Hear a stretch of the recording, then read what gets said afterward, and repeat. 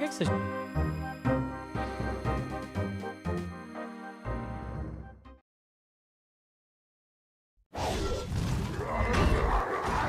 Hey, what up, boys? Good morning, good morning. Hope everyone is doing well. What's going on? What up, Gage? What up, Gooten? What up, Dank? What up, Willie? What's up, guys? The tank. Yeah, dude. Yeah, occasionally I break out the tank top, you know, when I want to show off the farmer's tan that doesn't really exist anymore, actually. Wow. I mean, it does a little bit, right? It's right there. But your boy hasn't been outside in a minute. Showing off them tan lines. I don't even really have tan line. There you go. That's the best tan line I have. I can't even fucking show it right. There you go. Yeah, look at that.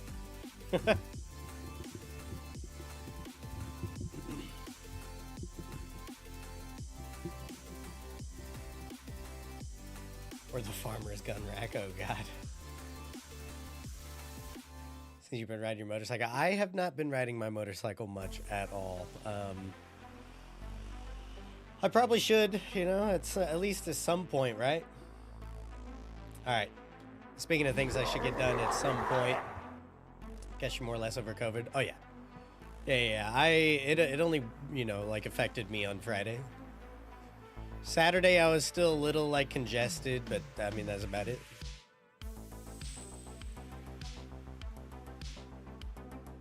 Even on Friday, though, it was mostly a runny nose and side effects of a runny nose. I got my throat was a little irritated, and I also had an issue where, because I was blowing my nose constantly, my ears were just like clogged and I couldn't hear anything. It's unfortunate. It was like that for like 2 days.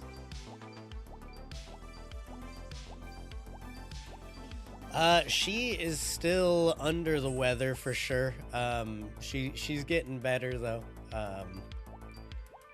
But unfortunately, yeah, she's still here. She's still not back at work yet.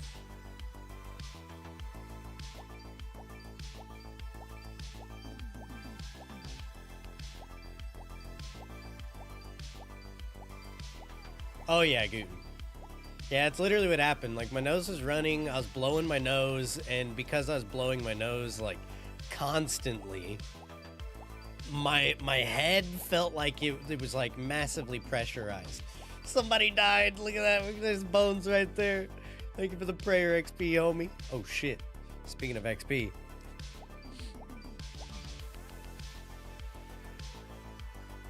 This is gonna be horrible for tears, by the way. Get her sick. I mean, it's about time. Like, I pretty much never ever get sick.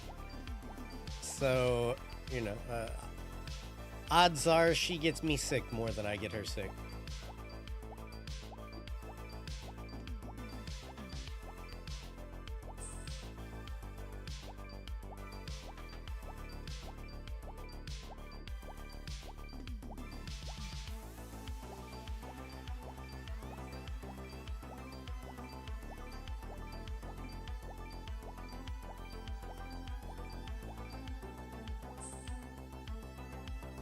We got the cooties, even if they cuties. True, dude. Very fucking true. Ain't no truer truth of a truth, man. But yo, we're going to, actually, if you guys haven't heard, there's been a little bit of drama regarding RuneLite plugins. There was a RuneLite plugin for the Leviathan boss. If you don't remember which one that is, it's a Desert Treasure 2 boss. It's the one that looks like the basilisk from Harry Potter. You run around in circles and you basically, you pray the correct thing and then you stun it with Shadow Barrage and hit it from behind. And, oh, jeez. So there's a little bit of drama because there was a plugin made for that boss that basically turned it into Guitar Hero, where it would literally tell you you know, what to pray in order to not take damage against that boss, which is literally, you know, how you defeat the boss is by prayer flicking and not taking damage. Yeah, what's up, ZZ? What's up? What's up? Can't stand his crying voice. I don't really know him a lot at all. I just know that there's been a bit of drama because, well, you know, I'll just let him speak for it. We'll pull it up here soon. How much XP was that? 12k agility XP. We take those. We absolutely take those. I'm pretty sure. Yeah, we are all set up for ZMI, boys. Whoops.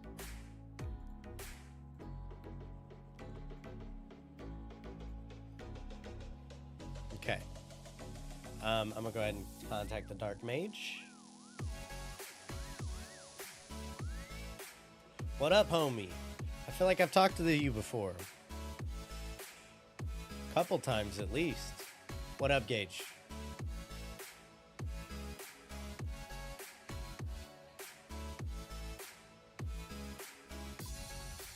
Damn, there's only 396 people doing ZMI right now. Well, on the ZMI world. Where you do the no monkey stuff? Yeah, what's up?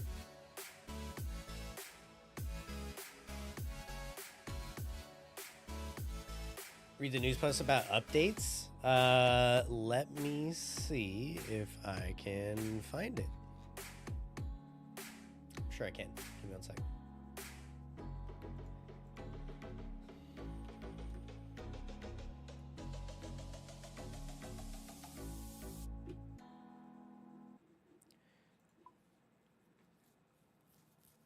Let's see, news. Desert Treasure 2 further changes as of today. So, I'm assuming that's the blog you're talking about. We can absolutely do that. Skirt. Shit's gonna be scuffed for a second. No worries. All right.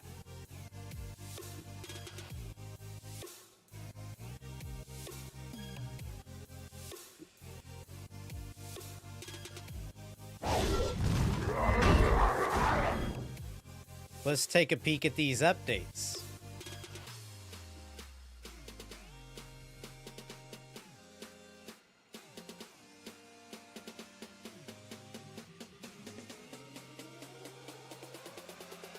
How many gifted did not hear no monkey cry? This is actually like a really important topic. So I apologize if you don't like the person, but all right, this isn't even about that, though. This is a blog post that was made as of today. Desert Treasure 2 further changes. I will be prioritizing the rune crafting here and just like reading this on the side.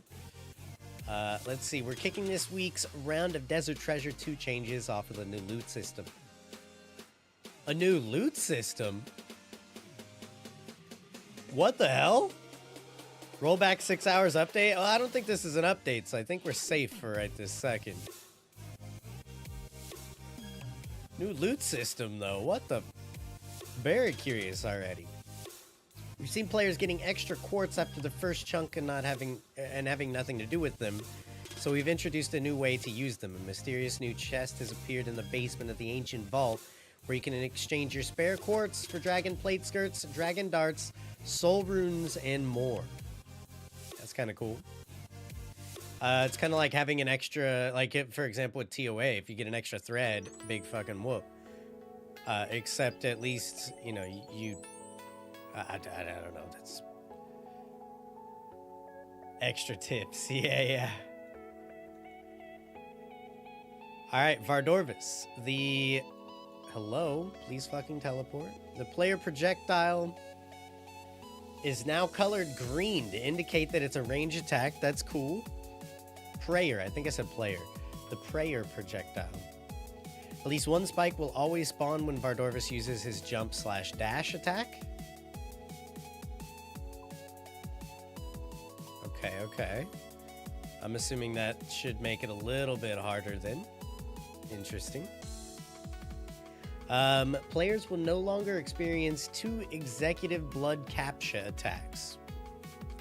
I feel like that also makes it harder too, because I feel like that's just a free, like, couple seconds there.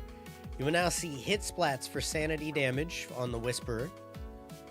The Whisperer should no longer incorrectly do more attacks in a row than intended. The Whisperer's entrails will spawn even if you're no longer in the fight arena when the boss is defeated. What the fuck? Why?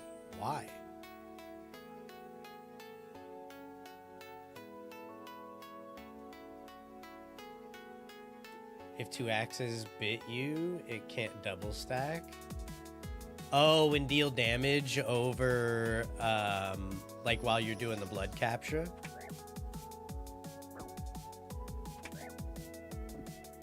Gotcha, that makes sense.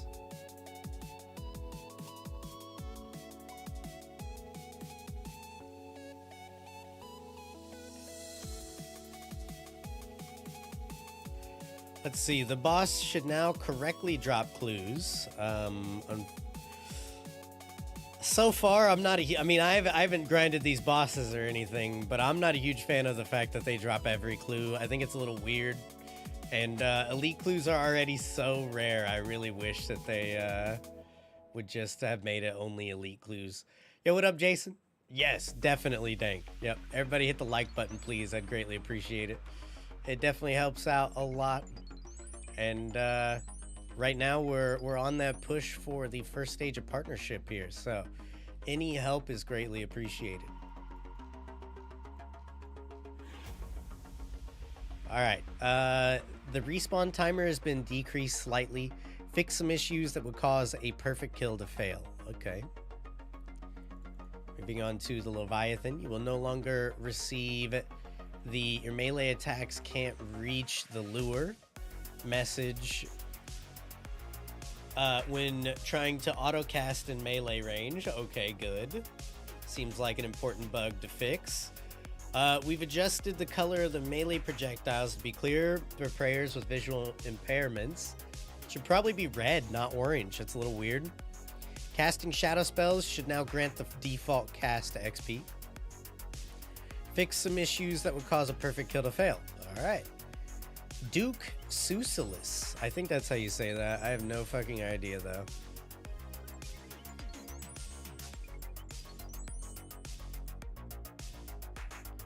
The vent attack during preparation. The vent attack during the preparation phase is no longer random and is thus predictable. Okay. Okay. We've also made some small adjustments to the mighty Soul Reaper axe. I hope so, because right this moment, to my knowledge, it's only good in one place. I mean, I'm sure it's got other niche uses as well, but damn, son. The axe will no longer prevent you from using its special attack if you don't have enough regular special attack energy. If a Phoenix Necklace's healing effect procs, it will no longer reset the soul attacks. Players can no longer pull up an interface to stall the soul stack timer.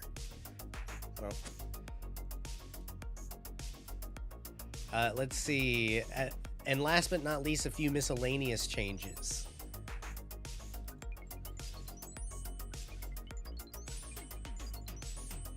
Need breakfast? No problem, dude. Just doing my no mod shouts. Yeah. Dude, I don't know if it's the small screen or what, but my clicks are fucking weird right now. They are not registering. It could just be like typical Jagex behavior, though, to be honest, but I don't think it is.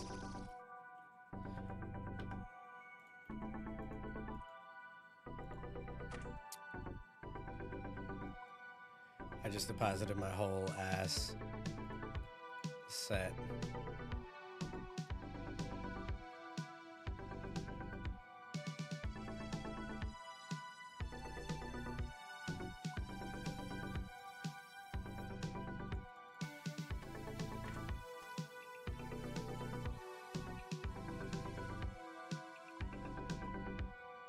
You just need to get better at clicking? I guess so.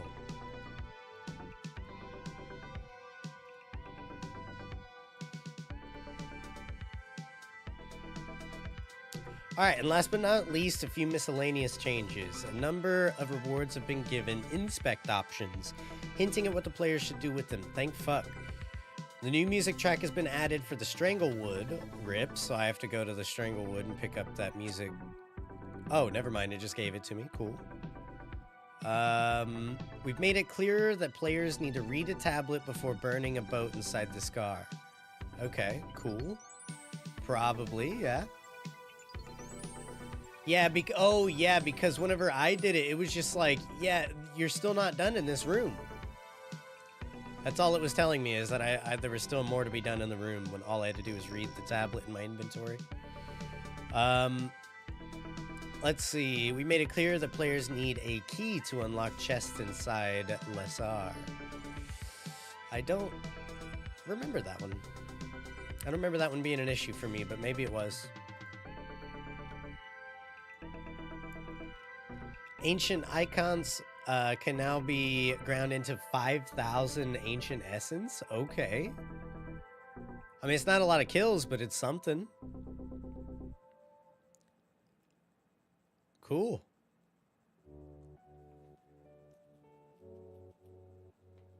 Bounty Hunter is now accessible after 12 hours of login time rather than 48.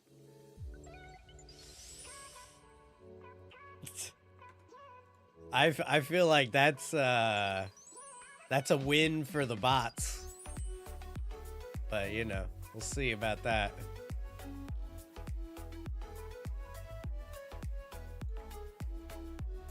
You have to go back to Muspa for Venator Bow when you get to maxing. Yeah, I would like to get the Venator Bow as well. What up, Wimpy? What up, dude? All right, let's, I kind of want to take a peek at this No Monkey video here. I hope that YouTube doesn't like auto flag me, by the way, because that would be unfortunate. But I've never done anything like this, so we shall see. Basically, I mean, you know, I won't give any context. I will let No Monkey's video speak for itself. And I will chime in if I have anything to say. That's important, I guess. Has just had RuneLite remove the plugins. Jagex has just had RuneLite remove the plugins, visual sounds, and watchdog alerts. In this video, I'll go over what each of these plugins did in game, an overview of Jagex's rules on plugins, and how current plugins weigh in comparison. The reason given for removal was it effectively allows you to be told what prayer to use based on game sounds, which is a direct violation of our... It is 10 minutes long. Basically, this plugin, though, I'm sure he'll show it, but people are calling it Guitar Hero because it tells you what to pray against Leviathan. Leviathan has his attacks that he spams. He spams all 3 different combo styles, and you have to pray the correct prayer, or you basically get mollywopped. And the plugin would literally tell you what to pray next, basically. Saw this video this morning. I saw that he was gonna post it, but I just got home from work, so I have not been able to watch it yet. But yeah, we shall continue. Our policy. I couldn't find a reason on GitHub for the removal of watchdog alerts, simply that Jagex had requested it be pulled. Visual Sounds is a plugin that shows the IDs of sounds that the game plays on screen. It can show everything from you hitting a goblin with a scythe to the ambient sound of magic trees. The most common use for this plugin was finding sounds players don't want to hear and muting them with Annoyance Meat plugin, or swapping the sounds for something else with the Sound Swapper plugin. Huh. This plugin also had the feature of allowing you to color code specifically filtered sounds as they fire with unique colors. The main purpose of this was to benefit deaf players so they could still see attacks even if they couldn't hear the sound cue. The colors were customizable for the sake of colorblind players, allowing them to change difficult to distinguish attack pattern colors. Recently, I used the Visual Sounds plugin on stream to attempt one of the hardest challenges in all of RuneScape, killing Awakened Leviathan without stunning him with Shadow Barrage. Leviathan's attacks ramp up constantly throughout the fight, getting faster. Yeah. So far, I mean, it sounds okay.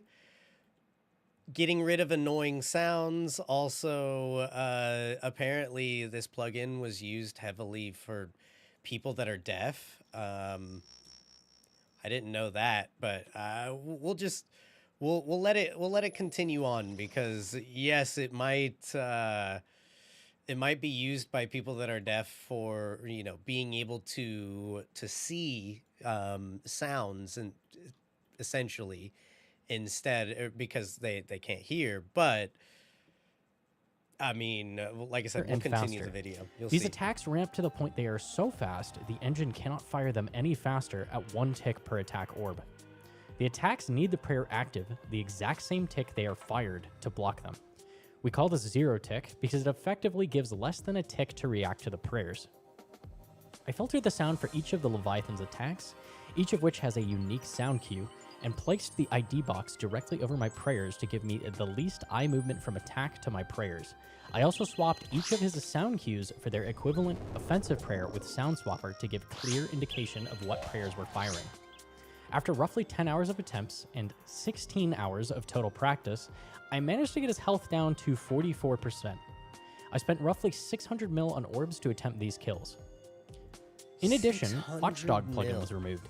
This plugin plays custom sound alerts when various things happen, things like an NPC spawning or a message in chat. I attempted to use this plugin to alert me when the tornado on Leviathan was about to spawn. It spawns at 50% HP, but the plugin was not capable of this. The only thing I used it for was this. A leech has spawned. A leech has spawned. A leech has spawned. A leech has spawned. You did it? Okay, new skirt. TCG. Visual sound IDs is very similar to subtitle mode in Minecraft. It shows exactly what is happening on screen, even with very faint audio cues you wouldn't normally be able to hear.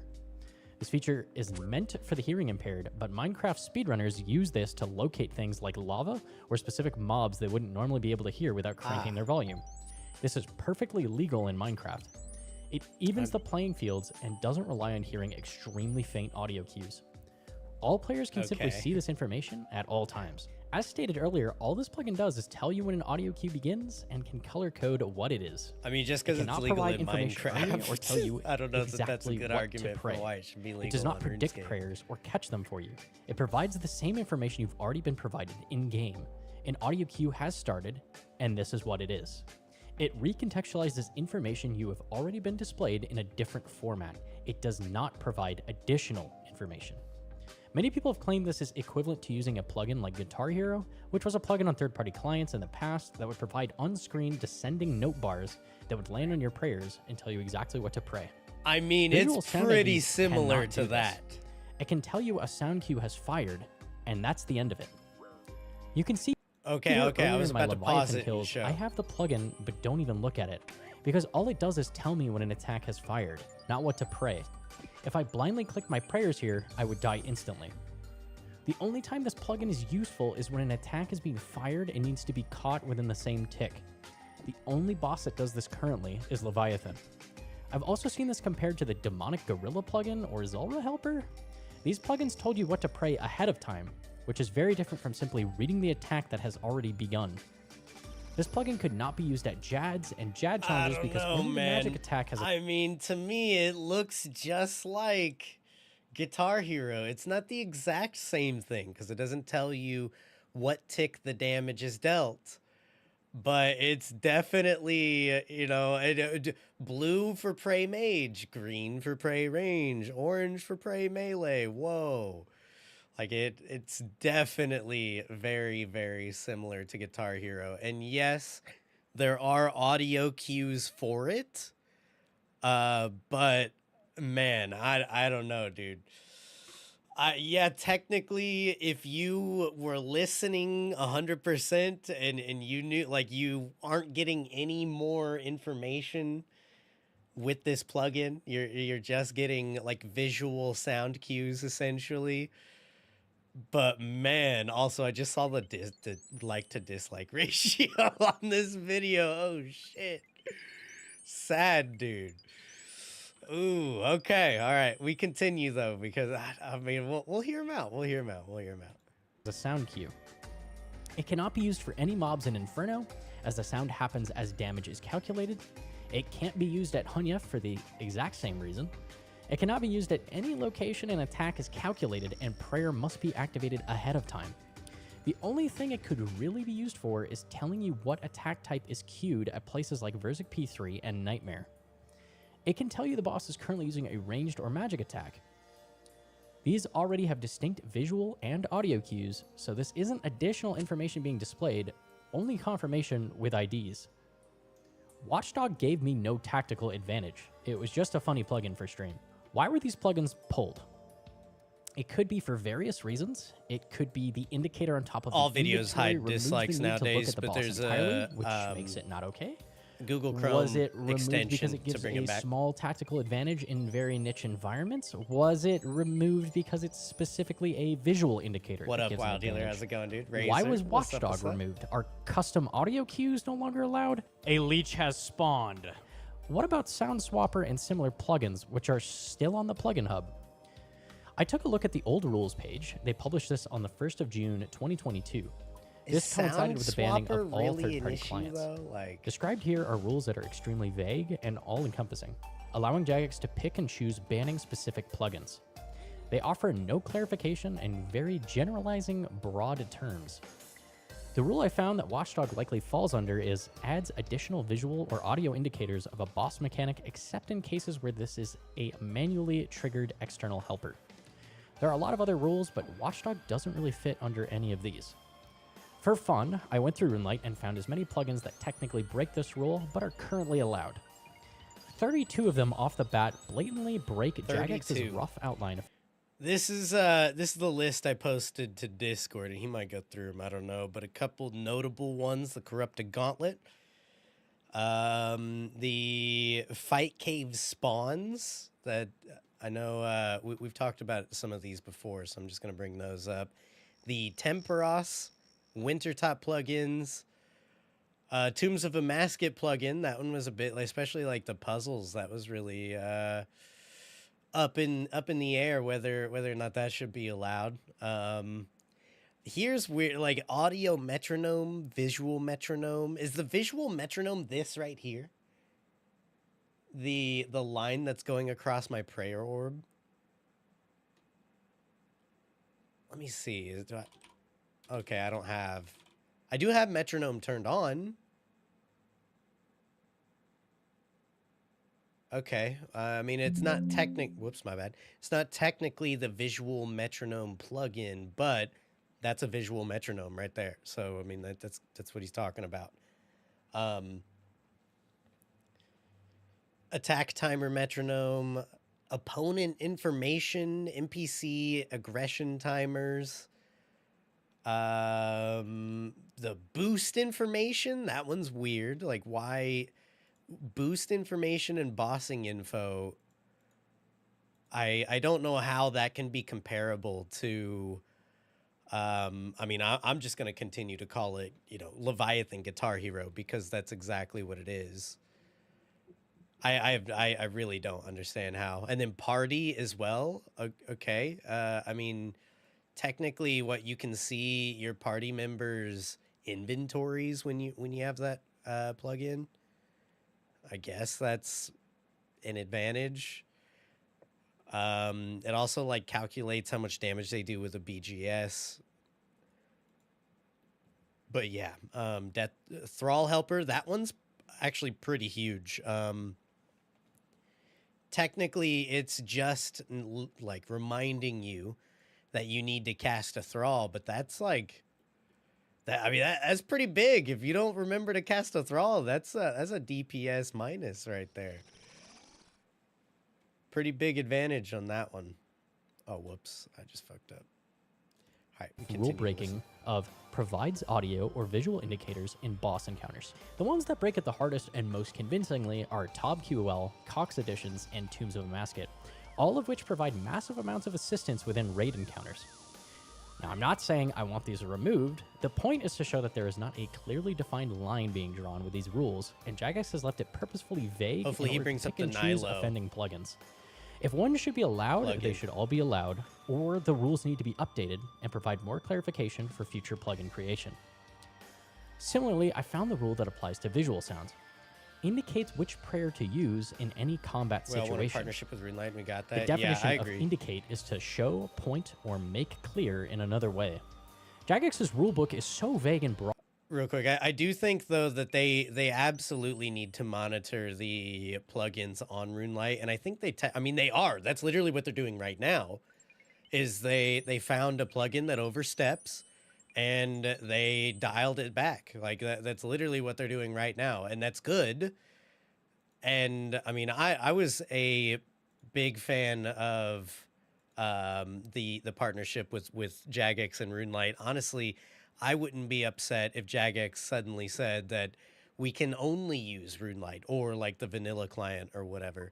If they you know, wanted to help crack down on the cheat clients and stuff like that, I would not be upset with that at all. It's a Jagex discretion. Yeah, I agree. 100%. It's only advantage if they opt into joining though. Yeah, for the party. Yeah. Yeah, and you have to join every single time you log in, which is like the most annoying thing ever. I wish you didn't have to do that.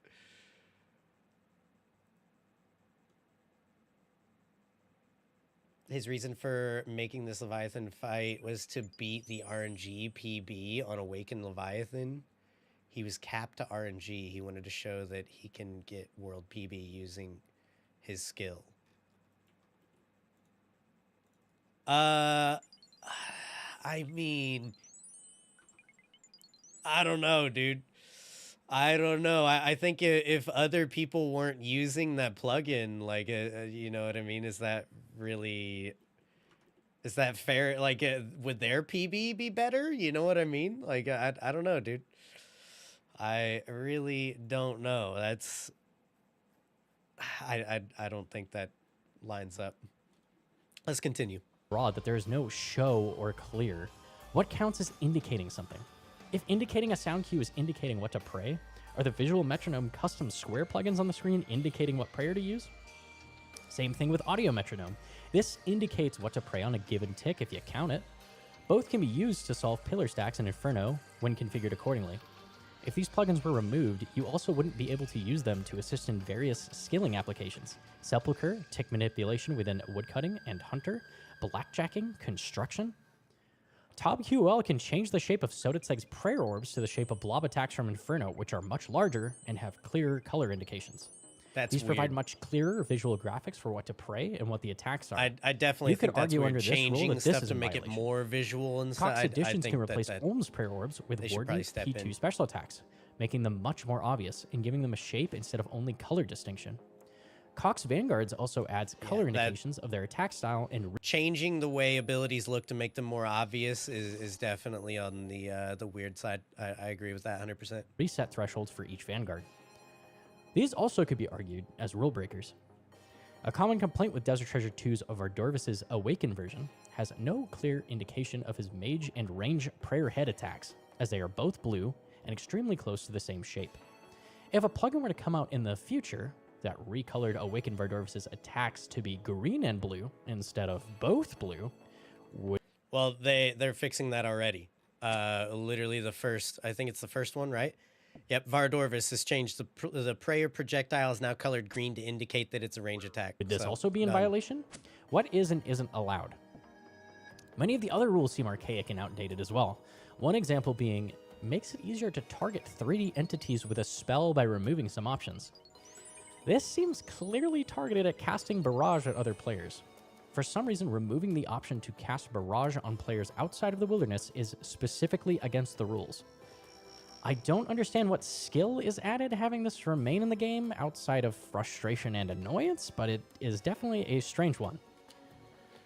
I also don't think that you should be able to use, I mean, just what he's saying right there. I don't think you should be able to use items or abilities, spells, or anything like that on anybody if you're not in the wilderness. Like, obviously, I didn't mean to use this item on, you know, like in this specific instance, I know people do this. They'll use an item on somebody to follow them, but it's like not a good argument.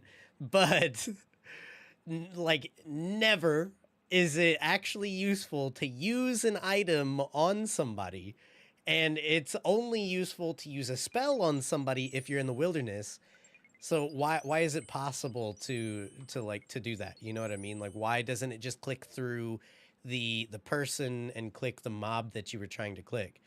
something like that. I've always been annoyed that you can actually use items on people in this game, or like if you go to use your bottomless compost bucket on like a tree patch or something like that, and there's somebody standing there and you don't have entity hider on or something like that, you use the fucking compost on that person instead of on the tree patch. Like, bruh, in no time, like in no point ever would you use compost on somebody. You know what I mean? Like, why isn't it defaulting to using it on the patch? Okay, that is one instance where you do use an item on somebody, but wouldn't it be much easier to disable everything and enable the very few circumstances in which it is actually needed to use an item on somebody?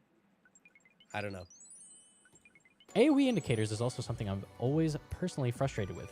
I have my classic skull AoE marked in ground markers outside of TOA showing the area of Warden P2 AoE attack that hits in a 7x7 grid that is indicated by a single, small shadow that is obscured by thralls, the boss, and even inside the obelisk itself.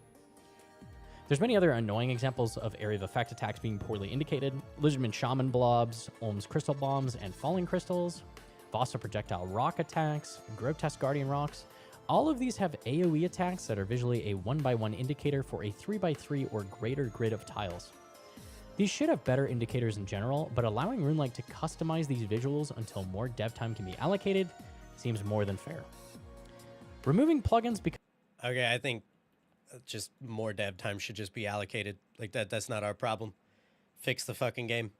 Because of a rare niche use case that I happened to find, and removing the use of said plugin for the entire community, including those with disabilities like lack of hearing and colorblindness, is wrong. Regardless of my opinion or stance on plugins and their place in the game, preventing people from using accessibility features without carefully considering the ramifications of that decision is incredibly short-sighted and impulsive. Punishing the entire community because of the lack of clean lines drawn in the rules is not only frustrating, it's simply unfair to everyone. In the future, Jagex should review and clearly define what is acceptable or not with plugin developers and players. It shouldn't be a guessing game. Plugins should not be cherry-picked based on whims and vague explanations. Yeah, definitely not. Favoritism, but on a solid foundation of guidelines. That's it for the video. Leave a like if you liked it, and or subscribe. Thanks, guys. We give him a like for sure. We gotta help out the like to dislike ratio. I agree with what he's saying mostly. I think that that Jagex definitely needs to continue to look into plugins, and the plugins that are overstepping, they need to say something about it, because like I said, there's a couple of them. The one that he was talking about that changes the way attacks look so that you can so that you can see them better. You know what I mean? Either make that default or, you know, leave it more difficult. You know what I mean? Like, there shouldn't be a plugin that changes stuff to make it more visible. If it needs to be more visible, it should be made that way. If not, leave it as it is. The big one that I've heard about in TOB that I think is crazy is the Nilocus plugin, or maybe it's just the quality of life plugin that specifically works in the Nilocus room. But apparently you can set your role on the plugin as, like, say you're attacking the range Nilocus. You cannot left click on the mage or melee. It switches mage and melee to walk here instead of left click attack. So it just makes it to where you can never accidentally misclick the wrong Nilocus spawn, and I think that's insanely overpowered. Let's see. I mean, I think his points on the audio cues and, you know, that plugin not providing any more information than you would get from audio cues, technically he is right. But I mean, come on. How can you kid yourself and not say that you don't have an advantage of knowing what to pray when it straight up tells you what to pray right next to your prayers? Yes, you technically can just open your ears and listen to the sounds. It's the same way as, like, against Jad, for example. But that is not the same as having a plugin right above your 3 prayers that says mage range melee and like tells you when to pray them. Not the same at all. People use the remap of the visual indicator for top side room. Yeah. And honestly, if it needs to be improved, then it should be improved. If not, then I definitely think they should get rid of it, because I think it's weird to be able to change mechanics to make them more obvious, or you know what I mean, just to change them and make them different. It gives you an advantage over everybody that doesn't have the plugin, and that's not how it was intended anyways.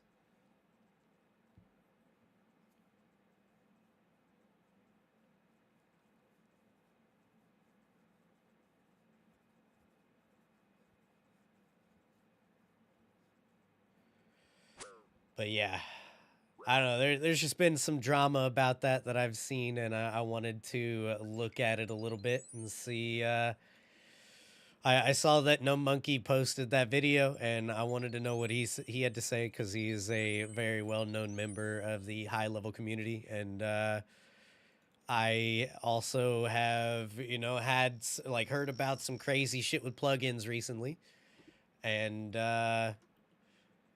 I think that some of them are definitely overstepping. I'm glad to see that Jagex is preventing that, and hopefully they continue to. And if any of these other plugins that he shared, whichever, I'll find a list of them here. There's a huge fucking list that he had. If not, I can find it in Discord in like 2 seconds.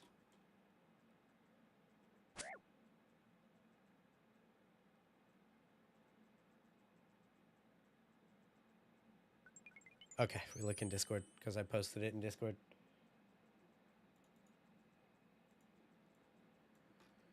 Right here. If any of these are breaking the rules, get them the fuck out of here. Like, easy as that. Even if it's one that I use, I don't give a shit. If it's breaking the rules, get it out of here. That's my thoughts on it, at least. There's always been inconsistency. Yeah, I mean, there's a lot of inconsistencies just in general with this game. And now, especially now that they're making certain mechanics like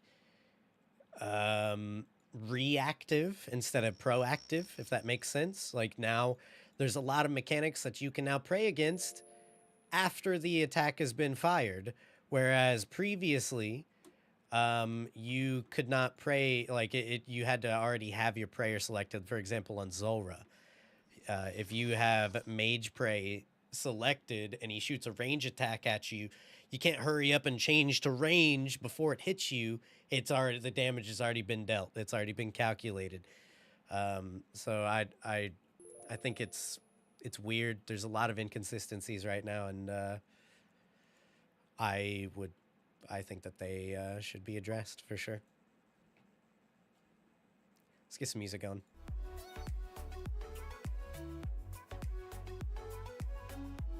When you opened RuneLite yesterday, it seemed to have like a Windows-based update. I have no idea. Maybe on that one.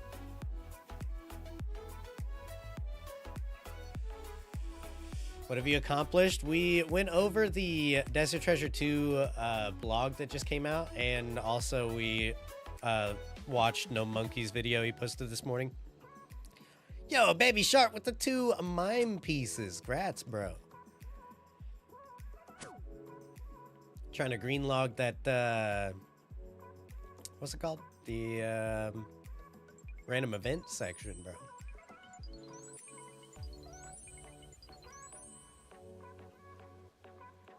More importantly, what have you accomplished?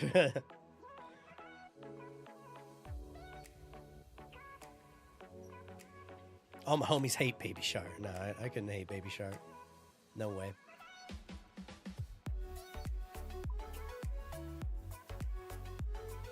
Now, the song with a similar title, absolutely.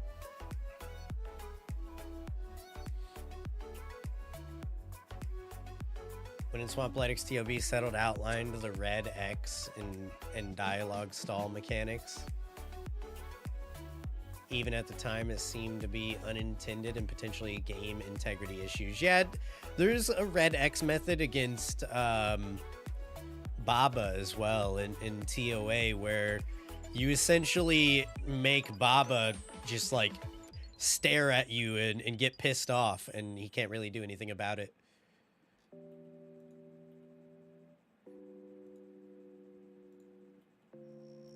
It is, it's a little bit weird. That's not a plugin. That's technically game mechanics. But it is definitely a weird game mechanic. Big mad monkey scared a red click. Yeah, literally. That is actually how it seems when you're doing that. You're like, wow, you're not gonna do anything? You just red click underneath him and he's just like, rah! He can't do anything. He's just looking at you.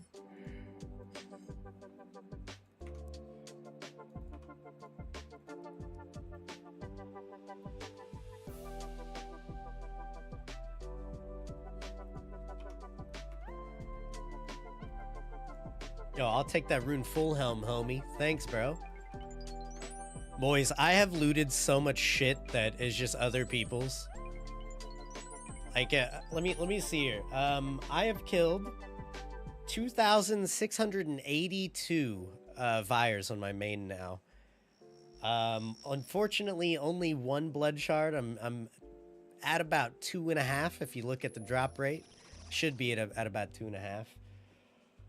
But I've picked, or I've been dropped 3,500 blood runes, but I have 5,100 in my inventory. So I picked up 1,600 blood runes that were just left on the ground. Shit's crazy, man.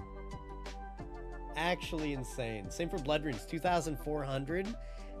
And I've picked up 3,800. So 1,400 have been left on the ground. And then just countless alks. I don't even know how many alks, but an insane amount. Technically, I could figure out all their alk values and add them up. Let's see, 2.8, 3.6, 4.1. So I've had about 4.1 mil in alks from my own drops, but I have 5.1 mil in the inventory. So I've literally picked up 1 mil in alks that just people aren't picking up. Crazy. Maybe that's a limit on the engine. Yeah, I'm not really sure exactly why the red X methods work. I mean, I get like you're like clicking the red X makes you move too fast or something like that. I don't get it 100%, but it's weird for sure. Ooh, wait, are you going on vacation? More delay. Oh, nice, dude. Very nice, Gooten. Congrats, man.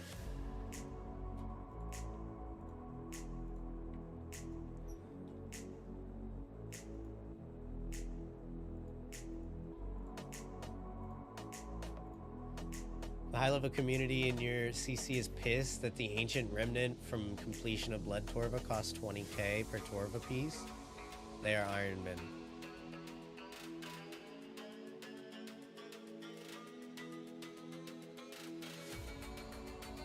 Take the 60k bloods on the chin for the flex. Yeah. So wait, it like you use the blood Torva ornament kit or whatever it is, and 20k blood runes to make the blood Torva? Is that what it is? It costs 20k. Ooh, damn! I didn't know that. Shit. That's a bit crazy. You're in the Dominican at the moment? Nice. That's cool. Hell yeah, dude. Well, I hope you have a good time, bro. I know that you're like, you know, terminally antisocial and just like me, inside good, outside bad. So, you know, hopefully, hopefully that doesn't deter you from having a good time. 20k bloods for a cosmetic. Yeah, that's kind of crazy. You know me so well. I do. I do.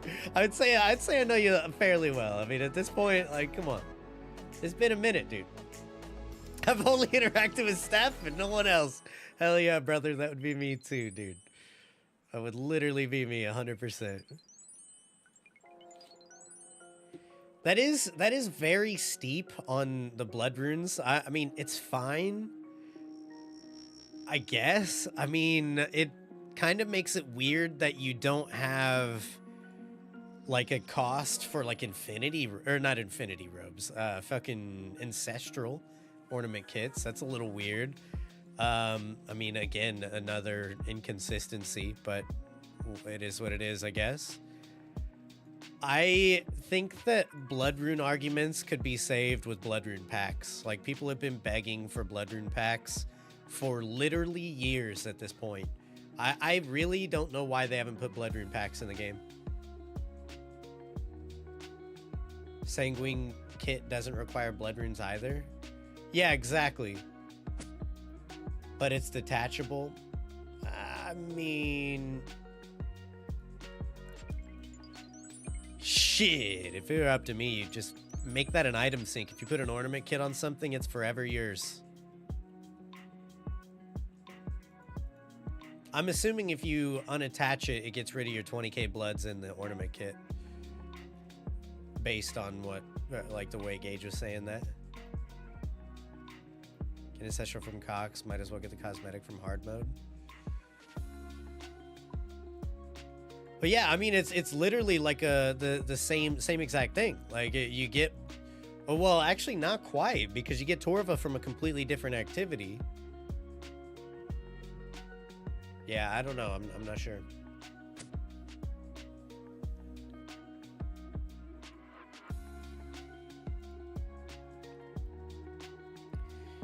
Makes it untradeable? Yeah.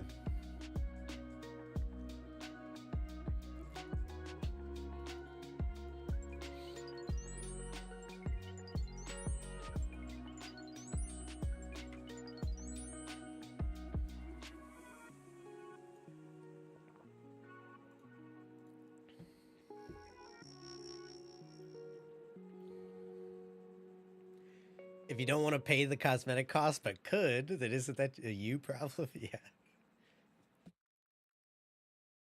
Ooh, 500 impling jars. Very nice. Actually, let me give you guys the XP here. Ooh, nice. We're almost at an hour. Sweet. That flew by, honestly. The blood pouches. Oh, the blood packs. Yeah, dude. I think that the blood pack should have been in the game a long fucking time ago. A very long time ago. 100k XP plus or riot? I mean, I was gonna get more than that.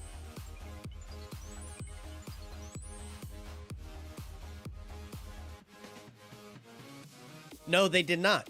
That's what we're saying. Like, blood packs would solve like every blood rune argument for Ironman in the game, because that is a necessary change. Yes, it would. You convert your entire vial of blood stack converted into blood fire. Yeah. Like they 1000% should exist. Blood rune packs. It is so crazy that people have been begging for this change. And I feel like it's such a necessary change.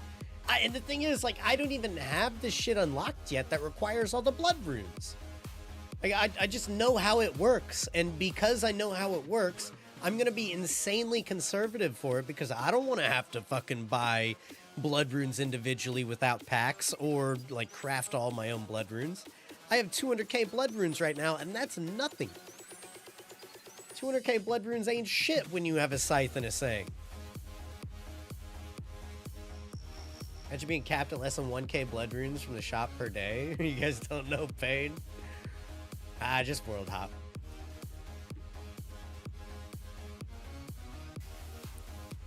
Blood crafted 500k bloods for sang charges at TOA, and I'm out. Yeah, exactly. That's fucking insane. That is crazy shit.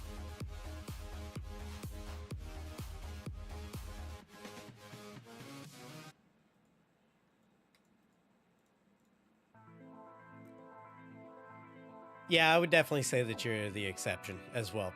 I would definitely say that, Gage.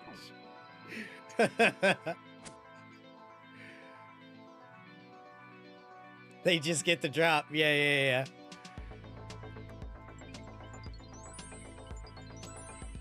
Also, though, like, you're not using a scythe, so that would be even more blood runes. And to top it all off, that's just one fucking activity, bro. Like, once you get the Sang and the scythe, you're using that shit everywhere. Every fucking where. Almost. Obviously, there's places where you don't use either, right? But, like, you use it in a lot of places.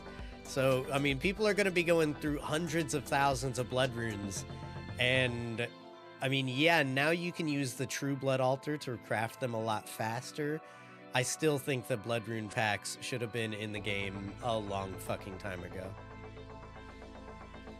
Like I said, that would solve the 20k blood rune argument that your CC is having right now, too.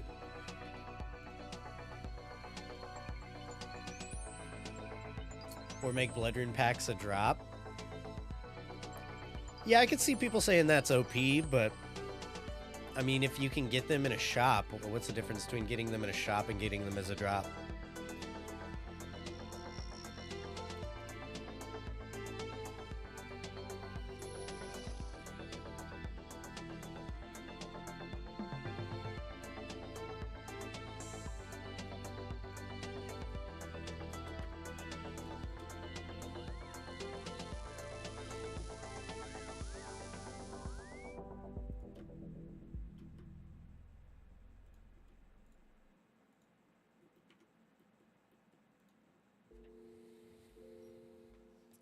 How Wildy bosses drop 900 bloods? Yeah, the big boy Wildy bosses drop fuckloads of blood runes. I think not Veninatus, I read here. I think Vedion also has a chance to drop a lot of blood runes.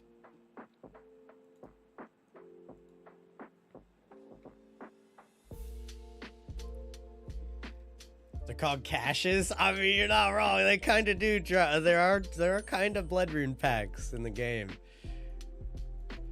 Dude, I think it's this world. Look at this shit.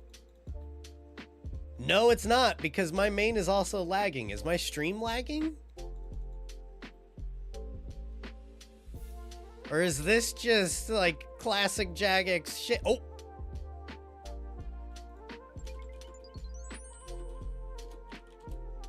What in the fuck is happening?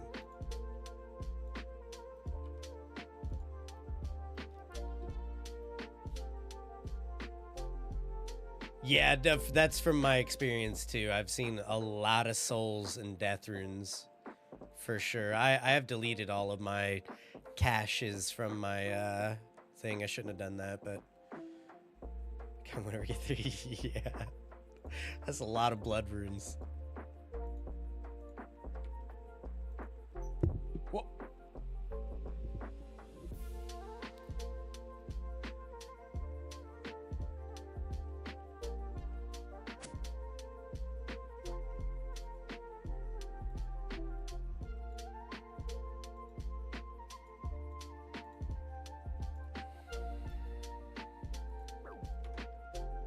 But yeah, I deleted my...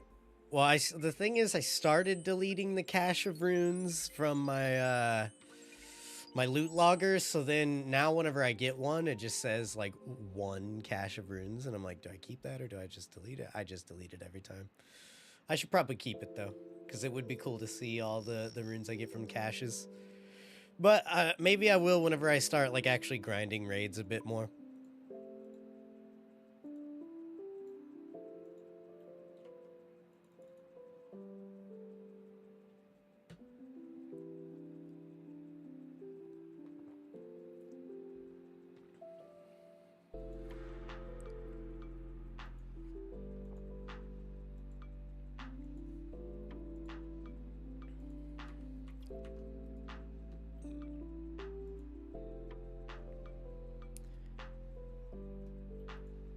Oh yeah, I don't know. Sometimes the loot logger is scuffed like that. I don't know what causes that to happen, but it is kind of funny when that shit happens. Like maybe you drop the T-ball on the same tick you open the cache. I really have no idea how it works.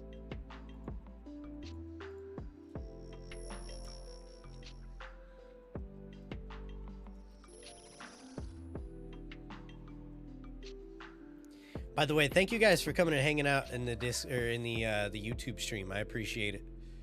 YouTube is not the usual place I stream, so I know that it requires more effort, or you know, it's just weird trying to like looking for the stream in a different place. But thank you guys for hanging out. Thank you, thank you. Ultimately, I honestly would not mind, you know, making it a more permanent, you know, a permanent place of streaming, to be perfectly honest. I just like how everything is formatted on YouTube. Like everything's in the same fucking place. You don't have to go searching for anything.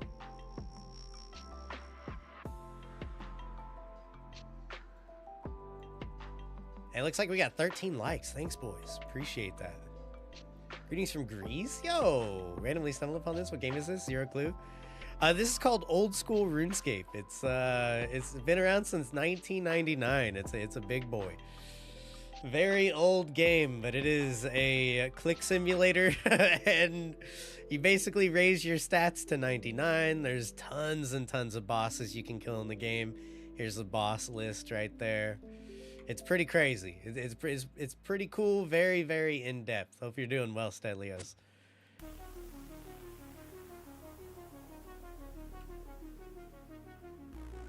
If you have any more questions, I'm sure, I mean, if I can't answer, I'm sure somebody else in the chat can.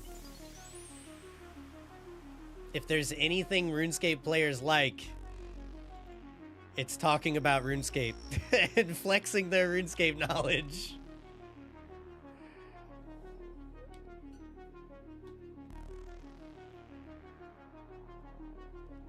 So they do, Gage. They technically do, but it is very weird.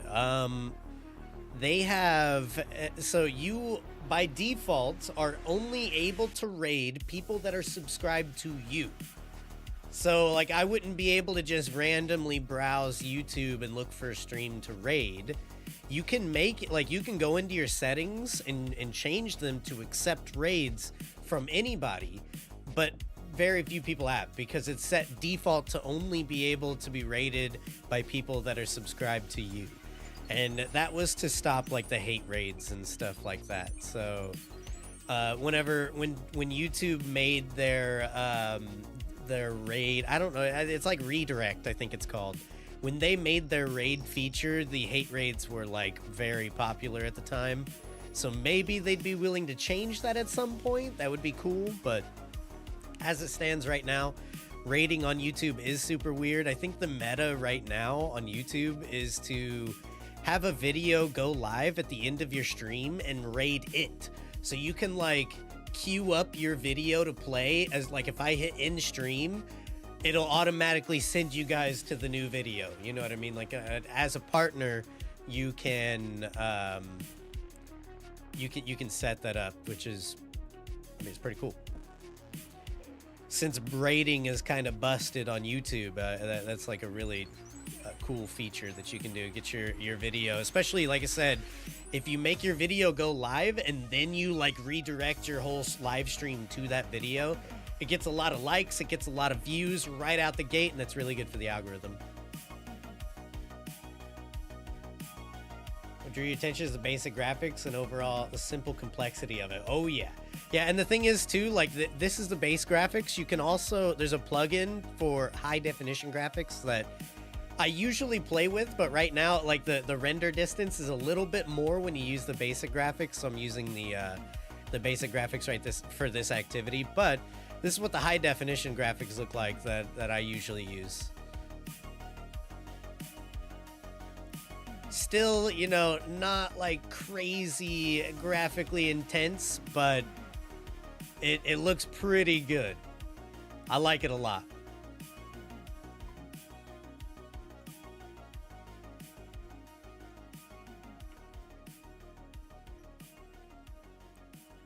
Remember to hit the like button. Hey, thank you, dude. Appreciate that. Yes, big agree. Hit the like button.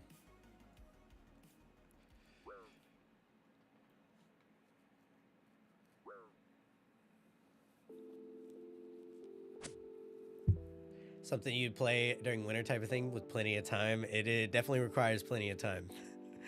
Definitely requires plenty of time.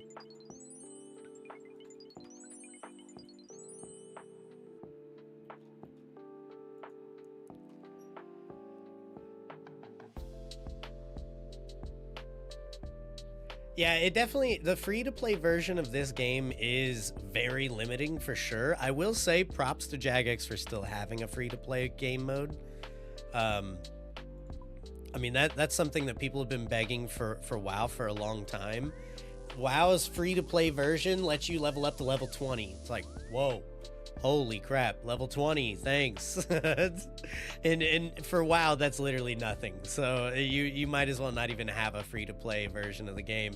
You don't even really get a taste of the game by level 20.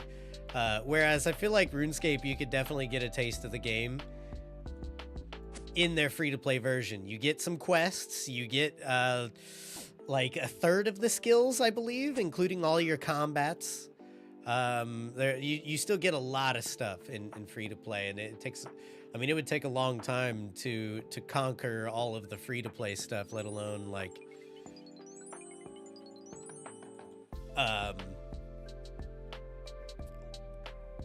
if you started off a member, there's just so much shit you can do. You can go in any direction, and it's a lot. As a first-time player, I'd definitely recommend starting off free to play.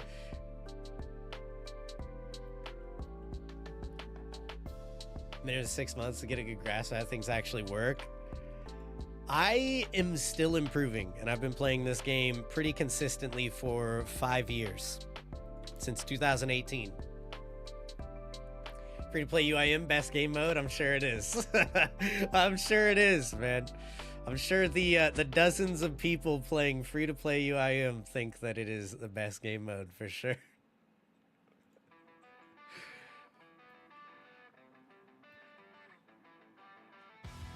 All two of them, yeah.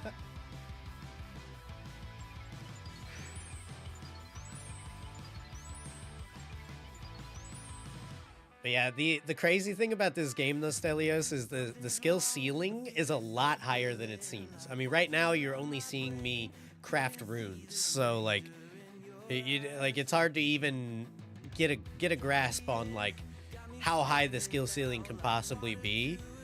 But it's pretty high.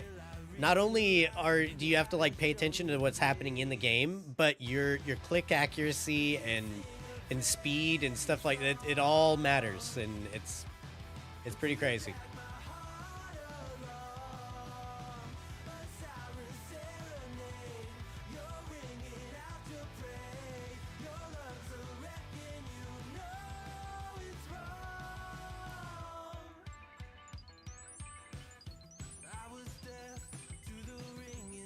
Road to Stelios Infernal Cape begins. Yep.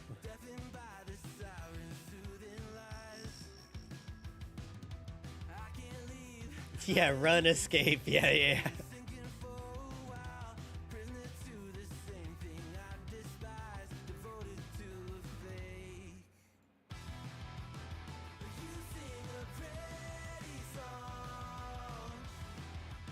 Yeah, you should pretty much get the gist of the game based off the title, RuneScape.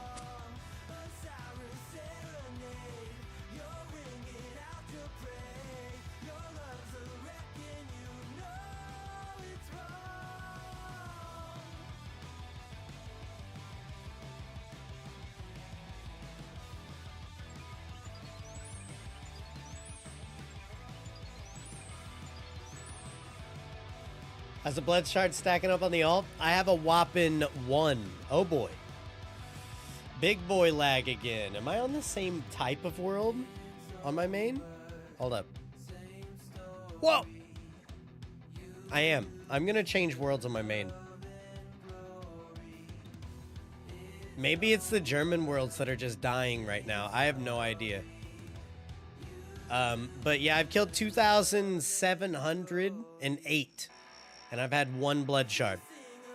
So, quite unfortunate.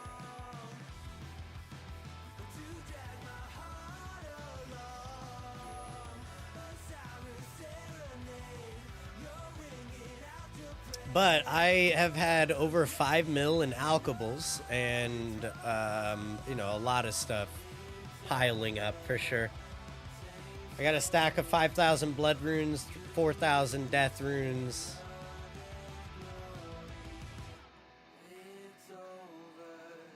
Plenty of shit. Let me see. A vanilla WoW background? Nice. I see right now, it seems like group activity / raiding, but I assume his game is mostly solo. Yes, exactly what Gage said. You can play with other people unless you become an Ironman, which I am an Ironman. This is just everybody's doing the same activity here. It's a world dedicated to it so that, you know, it can be more of like a community thing rather than you just running laps by yourself. You know what I mean? But, yeah, Ironman is definitely like the solo mode, and I would not recommend starting with Ironman. There's a lot of this game that should probably be at least, you know, generally understood before starting an Ironman. Ironman's crazy.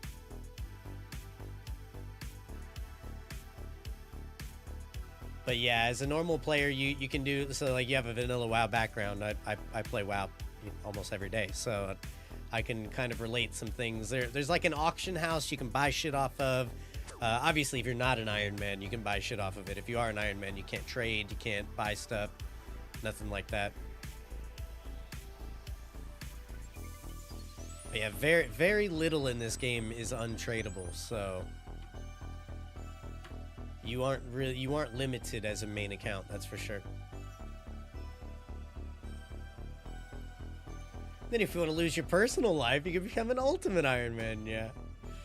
Yeah, so I have a bank with over 1,000 slots in my bank. Gage in the chat here is an ultimate Ironman.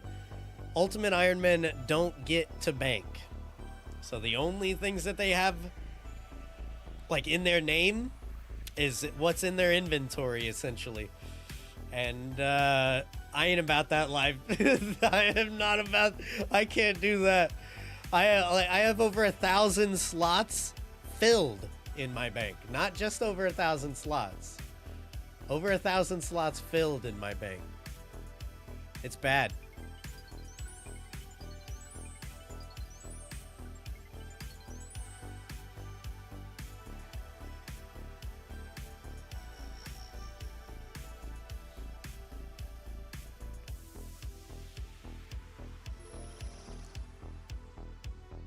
Yep, there's hardcore Ironman as well, which has all the same rules as hardcore or as an Ironman, but you only get one life as a hardcore. If you die, you become a normal Ironman, a filthy, stinking normal Ironman.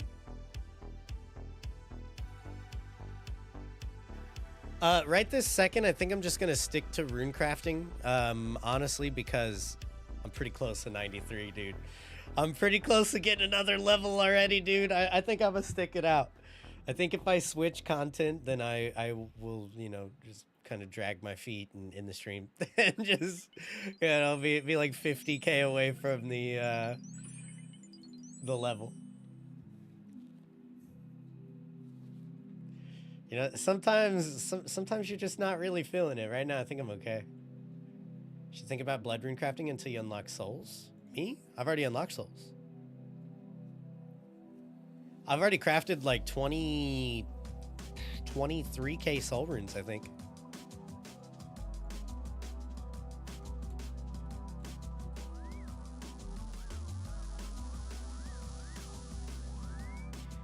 Well, I can actually see. Oh yeah, Polly. For me, I only did like, I only had like a day of discomfort. And after that, it was more of an annoyance. The fiance, she's a little bit under the weather still, but she's getting better. But yeah, here we go. I had a stack of 32k soul runes. I have 3.5k in my inventory and 53.5k in the bank. So I have 57k. So I've crafted 24k, which is nice.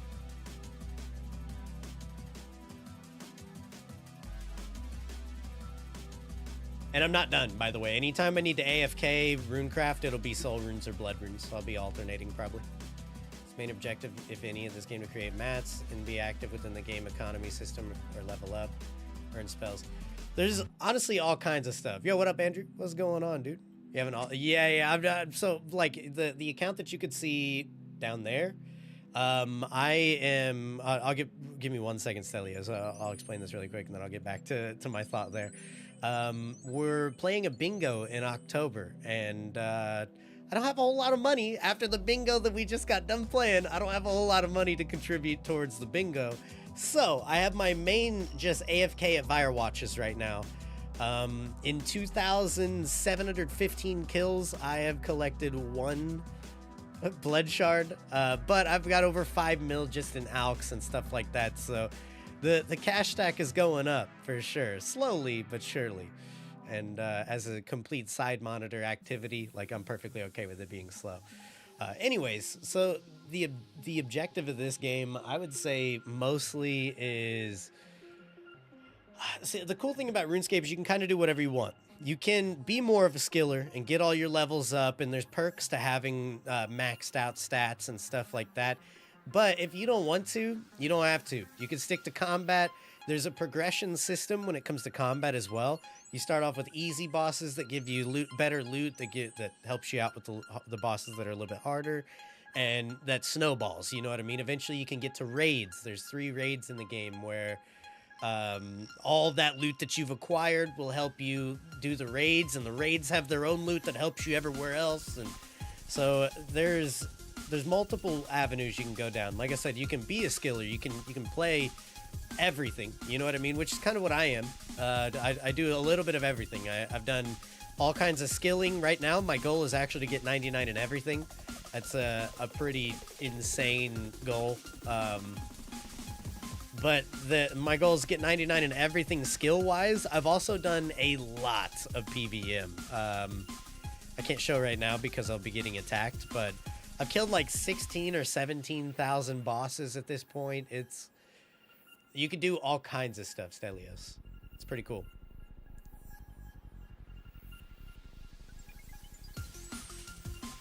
Oh, yeah. Like, exclusively doing, like, bossing and PVM and stuff like that, you're gonna have to do a little bit of other things, right, to unlock the rest of the game. But yeah, once you've got those stats to unlock what you want to do, technically you don't have to do anything else. Like, it's up to you whether or not you want to continue after you get all your requirements for quests and stuff like that.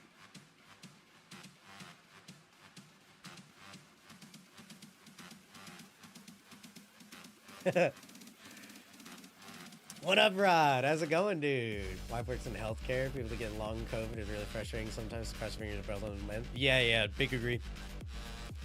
I've seen some crazy shit about the long COVID, and I'm hoping that we don't have to deal with that.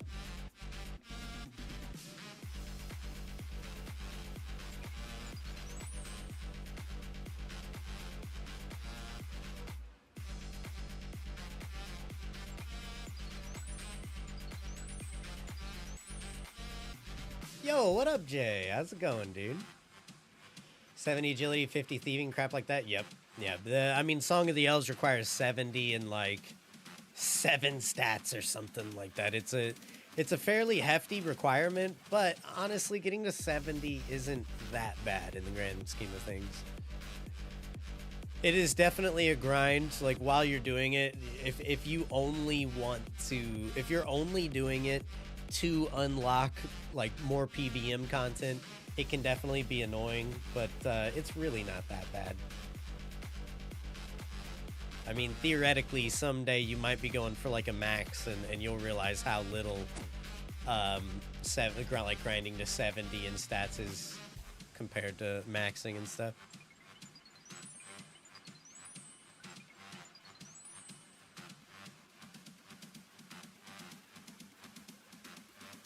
Jesus doesn't want you to get the drive until you try too hard. Oh no. Yo, man, I believe in you, Gage. Rank 1 UIM for Tombs of a Mask. That's so insane, dude. Maxing is a challenge compared to 70 plus. Yeah, it is like it might not seem like it at the time, but while you're grinding to 70, that is a drop in the fucking bucket compared to going to 99. Like Think start the OSRS guide for Ironman. That wood cutting and fire making steel axe. Yeah, dude. Yo, Paulie, throwback to what happened to me whenever I was first starting my Ironman. I did a medium clue at level 3 combat. It took me to Karamja and all kinds of shit. I was big scared. But it gave me an Addy axe right out the gate, dude. Like I was able to go to Wintertot with an adamant axe instead of steel. It was beautiful. Which technically meant that I, was missing an inventory space the entire time, but shh, let's not bring that part up. Not really though, because eventually I was able to equip the Bruma Torch. So, it is what it is. Wasted RG there, and then CG and Hydra laughing at you. There's a lot of things that have laughed at me in this game. A lot of things that have been very beautiful to me though, for sure. Like Demonic Gorillas taking 2,700 kills for my Zenites. That was bad. Plenty more bad things, but definitely some good things here and there too. Gonna variety day tomorrow? I don't know, man. I really don't.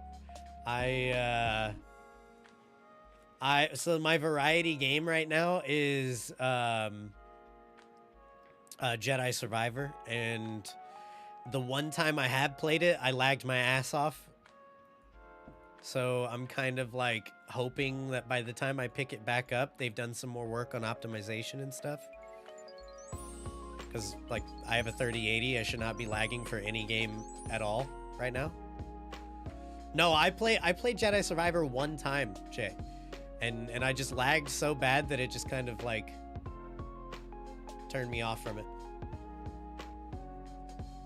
I basically just said, yeah, we're going to hold off on that for right now until they fix it, which who knows if they have, who knows if they will.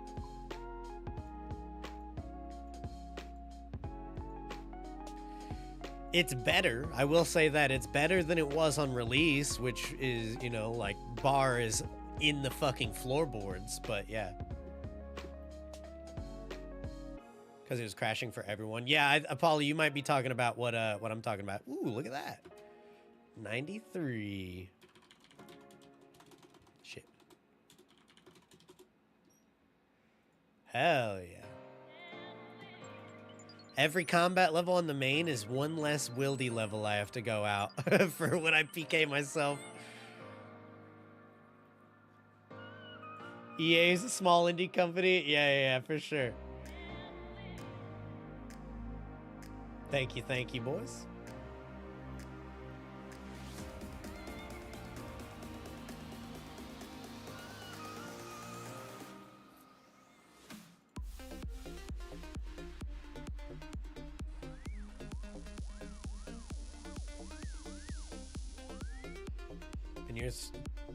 Been through years a few times. I don't recall that. That's a cool early quality of life though. Oh yeah, the fucking the Addy axe. Yeah, that was cool for sure. I don't know how much it really helped, right? But it was definitely cool. I liked it.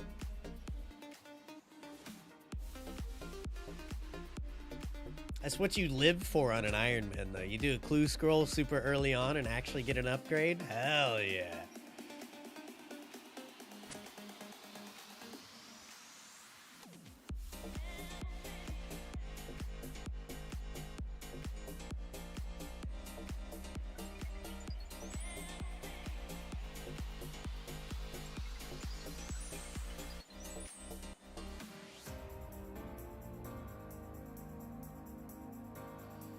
But yeah, Jay, I would love to get back to Jedi Survivor. I will say that I've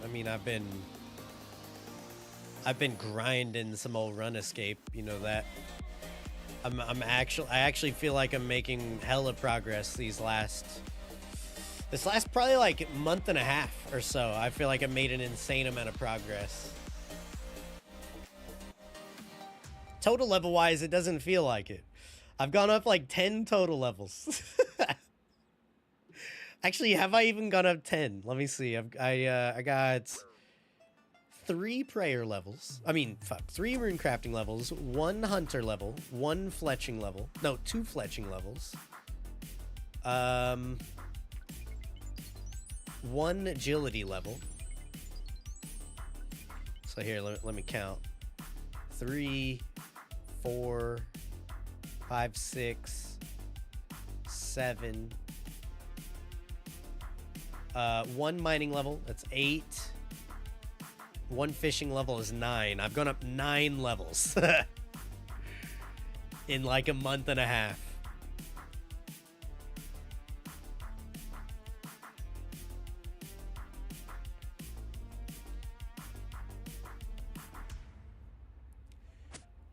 I wonder if OSRS allowed free to play on release, what that would have done for the community. Did they not?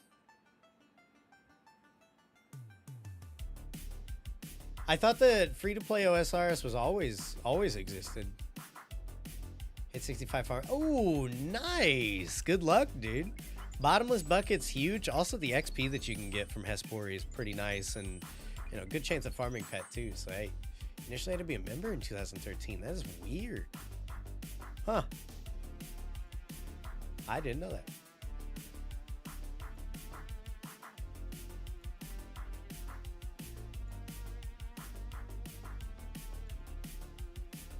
One second, gotta bank some shit.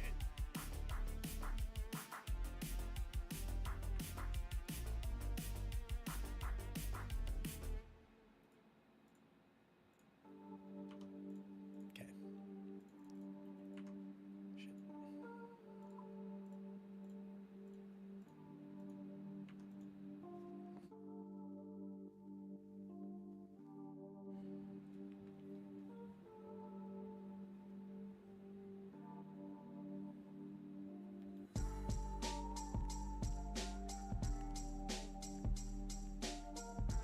But yeah, I got like 4 hours into Jedi Survivor, and it just, I mean, I did like a whole stream playing it, but it was not fun lagging as bad as I was, so I shelved that game for right this second. Actually, I haven't played any variety since, so I shelved all variety for a second. Plus, then I started actually trying to work on maxing and stuff like that, so the OSRS hype has been real. I actually I don't think I ever went over. Let me see here. That, then bingo, then max. Yeah, literally that. Yep. I don't think I ever went over like my gains from last month.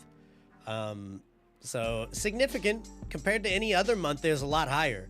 Previously, my best month was 3.0 million XP in the month, and that only counts skills that are not maxed out at the moment. So I obviously got more XP than that, but just, you know, not going towards the maxing grind. Last month I got just shy of 4.4 million though, which is nice. I got 1.1 million rune crafting. This month, if I had to guess, we're gonna get more than 1.1 million rune crafting.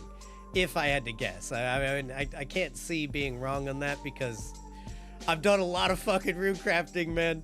I feel like I had to have had more than 1.1 million, maybe even already at this point. We're a third of the way through the month. Maybe not. To be fair, I spent a few days mining day alt essence. Actually, probably like 5 days mining day alt essence. So maybe we're not at 1 million XP quite yet, but we will be there soon. And then for agility, I did 266k. Not an insane amount, but not an insignificant amount either. For thieving, I did 631k. For fletching, I did 615k. Hunter, I did a measly 68k. I don't even really know what that was from. Mining, I did 474k. That's mostly soul runes and like soul and blood runes. Mining the essence there, and then also the day alt essence that I've been mining recently. And then for smithing, I got 47K. Don't really know where that came from, but I'll take it. And then for fishing, which was my main goal that I accomplished last month, I got 99 fishing. So I got 1.2 million XP in fishing. But yeah, so I mean, a very, very solid month. I mean, I don't know what my entire XP gains were, because I definitely did more than just the 4.4 million. It was I mean, if I had to guess, it was probably like 8 million last month or so, but I don't know for a fact. It's a big month. This month I'm hoping to outpace that even. So and I know for a fact that I've had a lot of XP already this month. I don't know how much. I don't like to keep track of it. I like for this to be a I like for this to be a surprise every time. Like every single time I calculate it, I don't want to have like a ballpark going into it. I don't want to know kind of what it's going to be. I want it to just be completely random and just be like, damn, you know, what up, Haka? How's it going, dude? So yeah, I completely avoid Crystal Math Labs until the last day of the month at the end of the evening. This is bothering me. I need to, there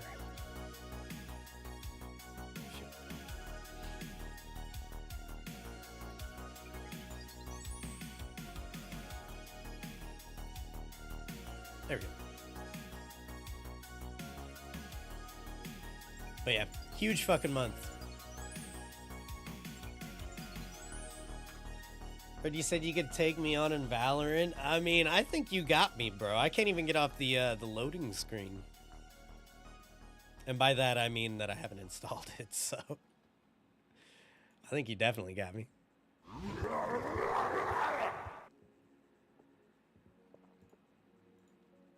I am not very good at shooters.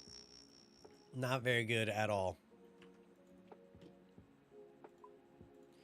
And I have never played like a CSGO or Valorant where you, to my knowledge, you can't really zoom. I think you can aim, you might be able to aim down the sights actually. I can't remember. Regardless, it definitely feels like it's not the same as like your typical shooter, I feel like. And I'm not even good at the typical shooter. Guess the exact flavor of the soda I'm drinking. Oh man, I'm gonna guess you are drinking a root beer.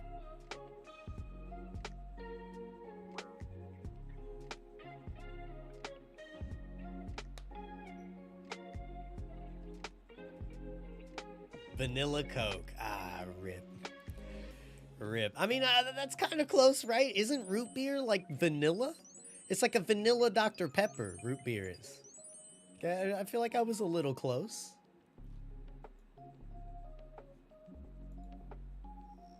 Root beer is Rudy. Ah, okay, ah.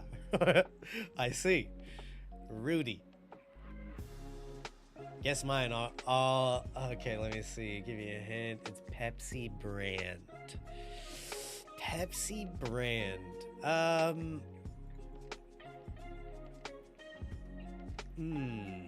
I'm gonna guess a mellow yellow. Pretty sure it's Pepsi, right? Or is Mountain Dew? No. I think Mountain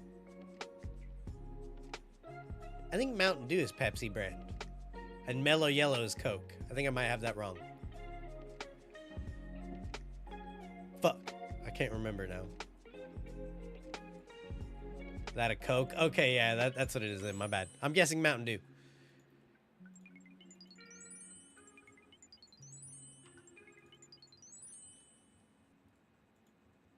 Oh my god, my main can do a maze.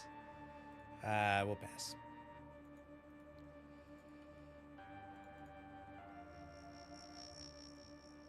Mr. Pibb better than Dr. Coke. Pepsi? Ah, okay, I see. I don't know if I've ever had Mr. Pibb, to be honest.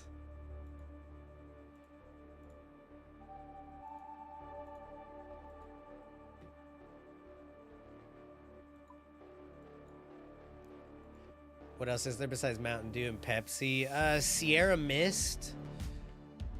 Oh man, let's see. Well, the Mr. Pibb. What else is there?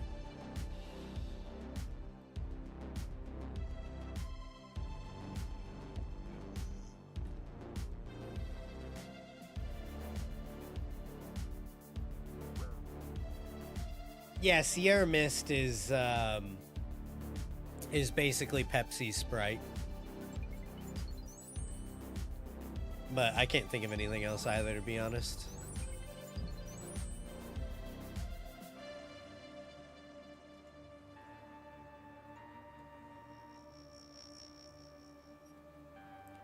Starry Lulz? What the fuck?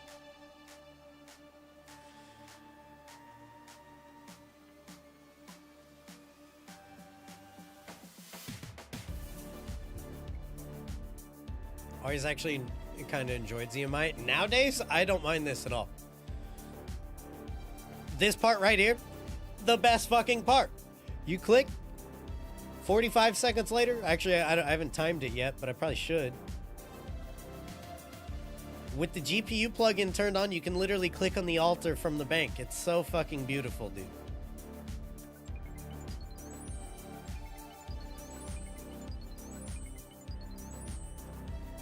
Tropicana drinks or Pepsi? Ah, I gotcha.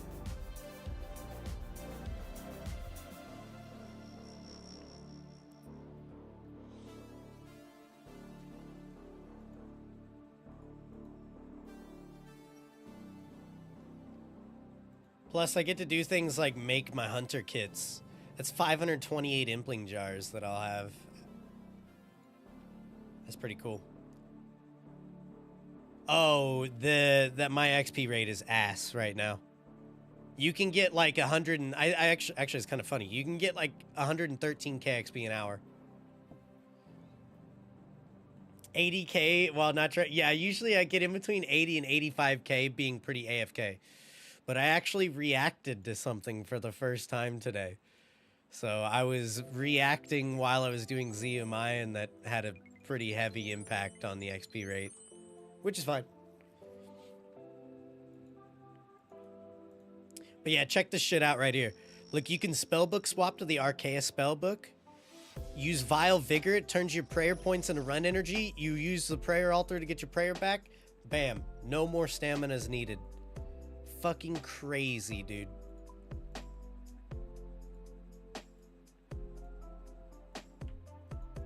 Beautiful.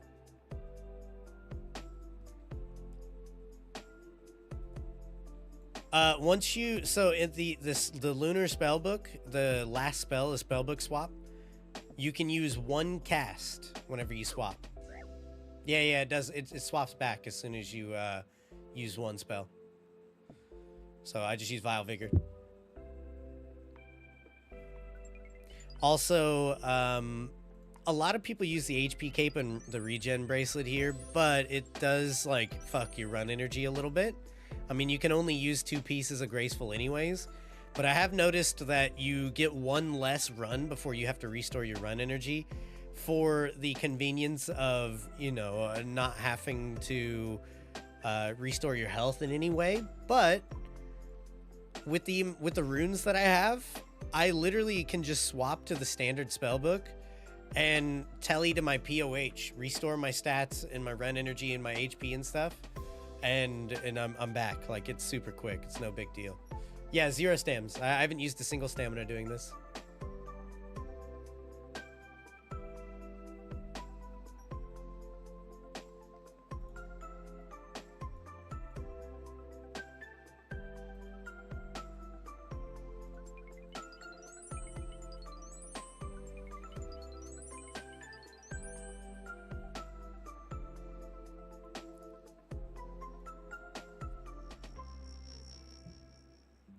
You probably get a significant amount of magic XP here too. I mean, over time, right? It's not nearly as much as like rune crafting, but Making a hunter kit in between with every single inventory, teleporting once with every single inventory, and then every like 3 inventories you use spellbook swap, which is I think like 130 XP, and then Vile Vigor, which is like another 70. It adds up for sure. Actually, I'll have to use it all right here, so we'll see.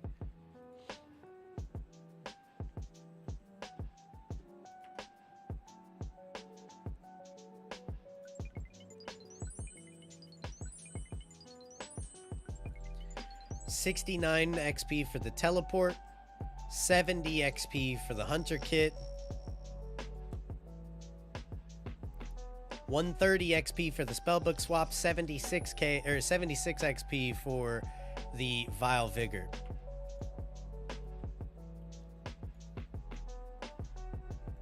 It's a good amount of magic XP. It's every 3 laps, and then occasionally too you have to contact the Dark Mage. That's another 63.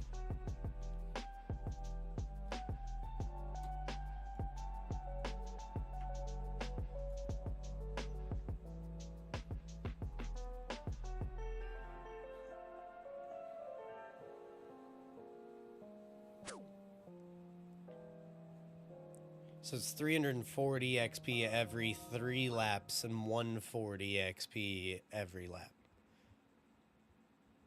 I guess I could have worded that better, but yeah. I do have 99 mage, yeah. So like it, but I was just thinking like if you aren't 99 mage, over time you will get a significant amount of mage XP here. 99 mage was one of your last 99s. I've done so much PVM that, I mean, I have almost 22 million magic XP at this point. Well, the camera's dying. I have to shut that off for a few minutes, I think. Sorry about that, boys. I might still have Keck Patch.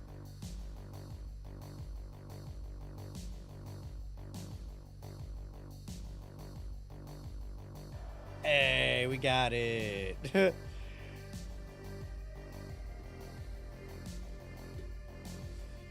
So the girlfriend's home today, so I have my door shut. And every time I have the door shut, the camera overheats after a few hours.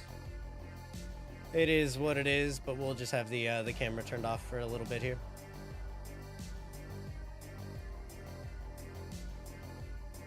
RuneScape really takes away so much time in their life just for rune crafting.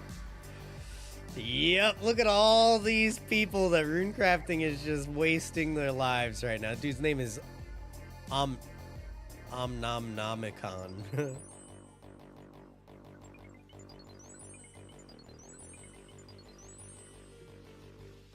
Scammed, yeah, that's what it is. That's actually what it is. I'm just scamming you guys of FaceTime, basically.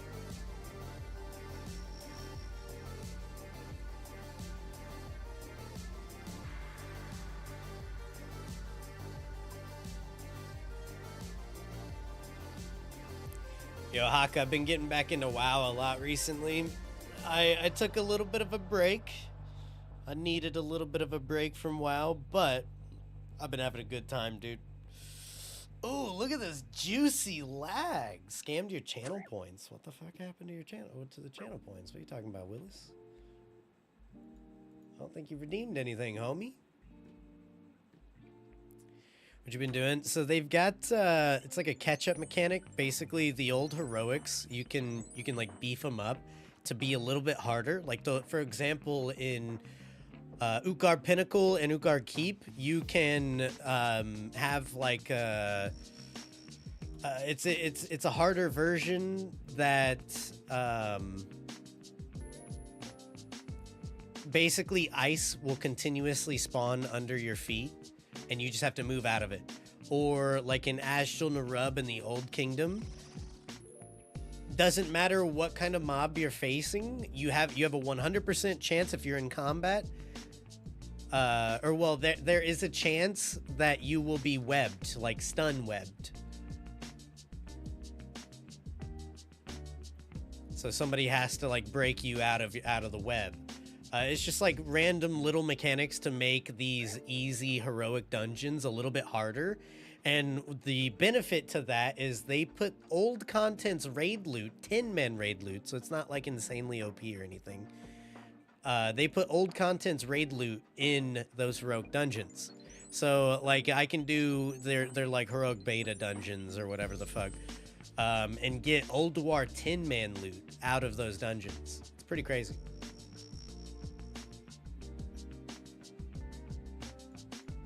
Whatever you should try WoW. I mean, you know my answer.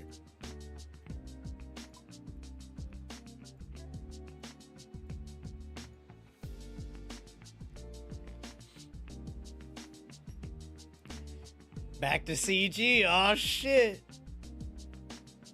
Back to CG. Almost 93 is getting real close, dude. Close, but so close, but yet so far. I mean, we're literally talking over half an hour for 45k XP. It's so bad, man.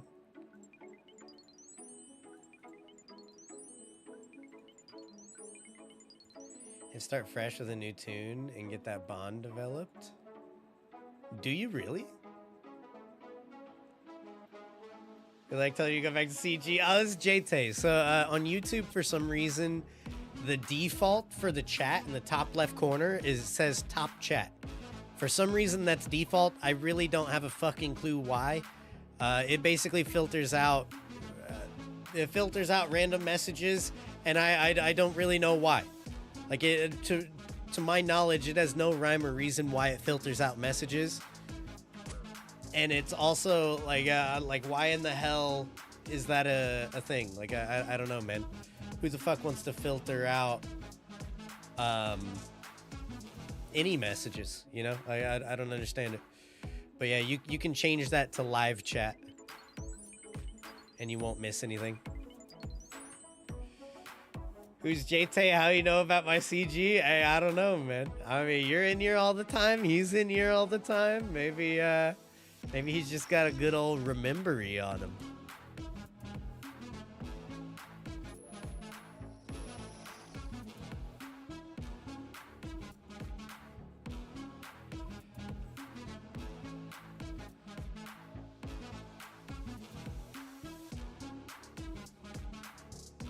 Yes, remembery.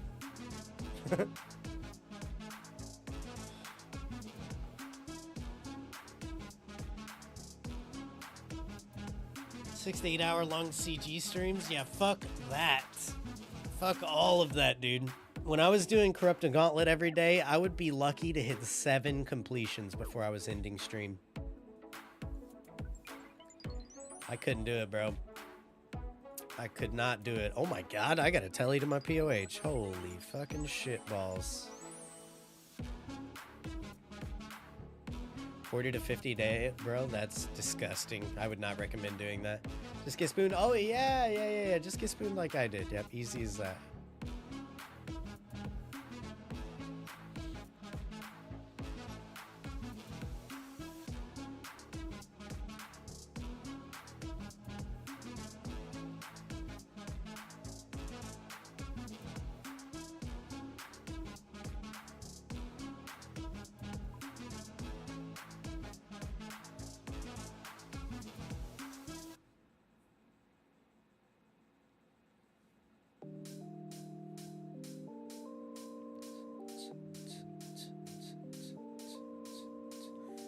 Zero time this XP. Easy. Zero time this XP. Easy. Oh, I lost a tick. Rip. It's over.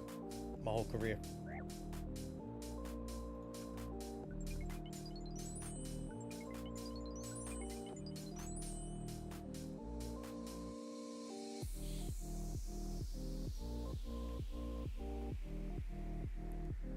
You've been super proud. Hey, fuck yeah, dude. Big grats, man. That is actually really fucking good.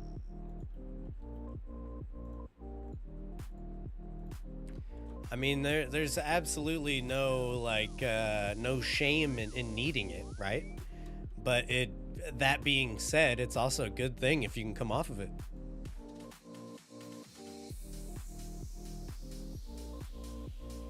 A very good thing.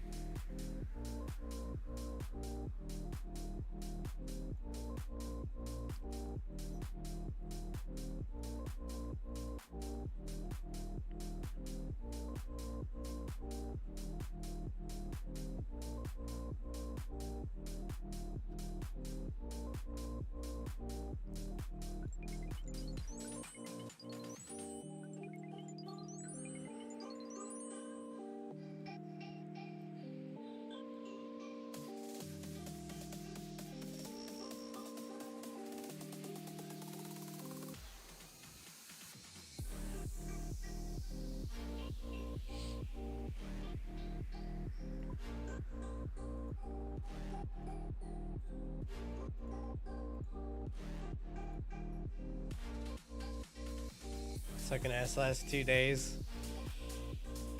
I have felt that way about RuneScape, not in terms of like ability, but in terms of progress, I guess.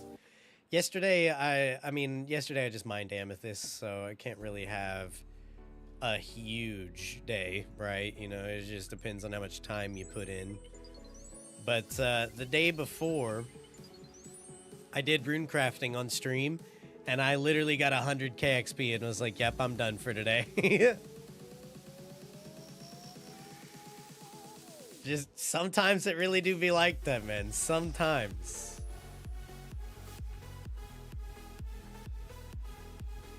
Microwave a box of mac. Oh, dude, mac and cheese, man. Mac and cheese is actually my weakness.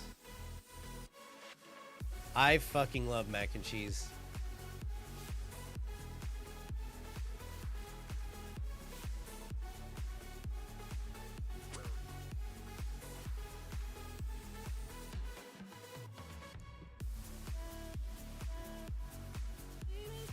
%30 gameplay, 70% full cam web. Yeah. Yeah, especially during the Haka Cheers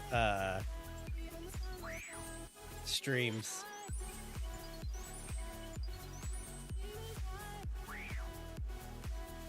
Microwaving makes it a little weird. I could see that. Nowadays I pretty much don't use my microwave. Almost, well, I use it for like chicken noodle soup, right? But I don't use it for like anything else. I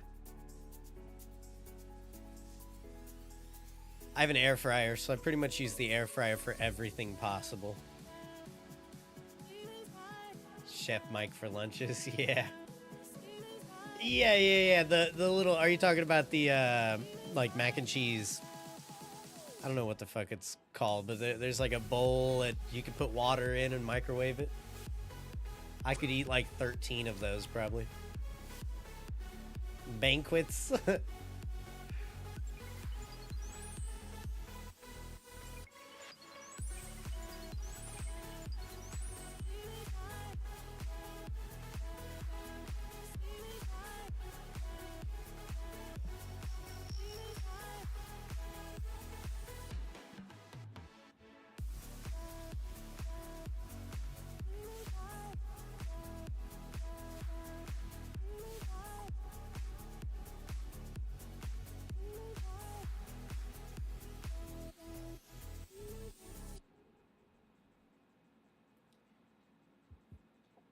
Where you become an adult, start cooking dinners and stuff, can't enjoy them frozen lunches / dinners anymore. I haven't had like a TV style dinner in a long time, actually.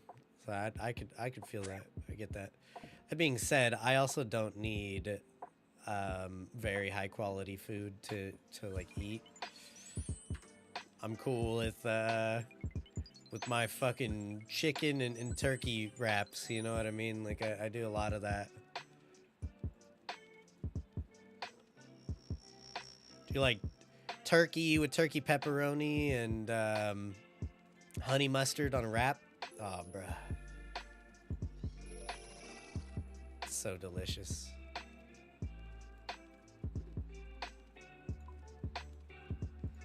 Yeah, Subway's pretty baller. I like Subway too.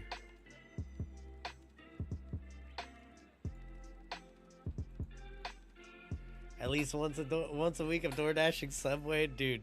I can't door dash. Like, if I get into the habit of door dashing, that's gonna be bad. Bad for my wallet and my belly. Ooh, I'm not a big veggie person. Give me spinach and pickles, and that's all I'm putting on my sandwich.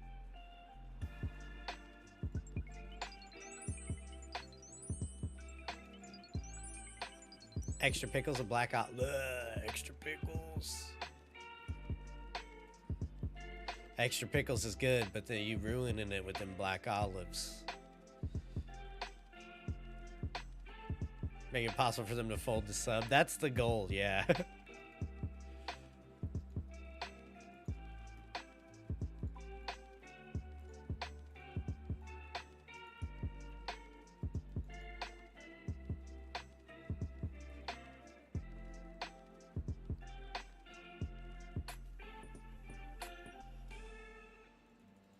I have 2 sandwiches that I get at Subway.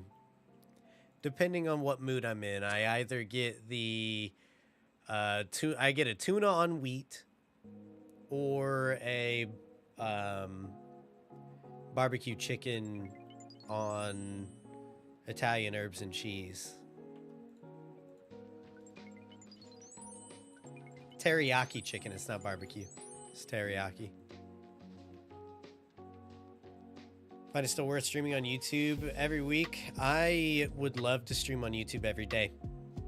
I think Twitch is shitting its pants continuously. Back to back to back to back to back pants shit. So that being said, Kick announced the other day that they're trying to they're trying to come up with a plan to be able to pay their streamers hourly to stream, depending on the size of their channel.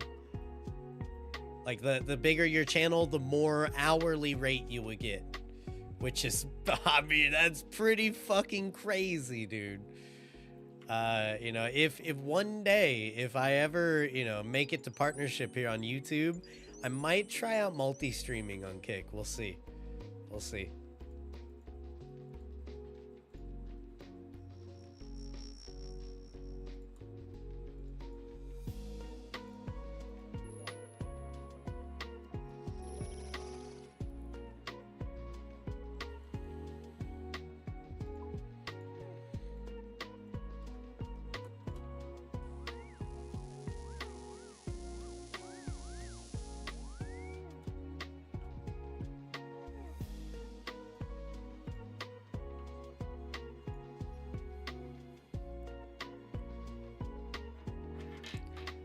The biggest appeal, though, to YouTube, in my opinion, is that when you go here, well, I'll just do it. I'll show you exactly why YouTube is my favorite.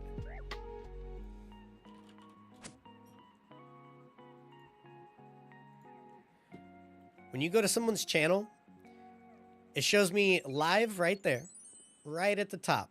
Normally that isn't there. Normally it just shows my my videos here that I have set first, which is the Ironman series is first, and then you go into the OSRS guides and shit like that. If you ever want to make like that's just the homepage. If you just want to see only YouTube videos, it starts from most recent by clicking the videos. If you want to see clips or shorts, bam, they're right fucking there, all of them. You want to see only live streams, bam, they're right fucking there. And you've got playlists. You've also got podcasts as well, or the ability to make a podcast like tab. I don't have a podcast currently, but if I were to ever make one, that's pretty cool. How much of the future do you have planned for OSRS content? Do you mean like in terms of like Ironman episodes, or... I mean, my plan right now with OSRS is to like basically make some guides here and there, depending on what it is. I don't like to just make the same guide that every other streamer's put on YouTube. You know what I mean? It's probably still worth it for me to do that. It's just like it's not my thing. I'm not a huge fan of just copy pastaing content and putting it on the internet. I'm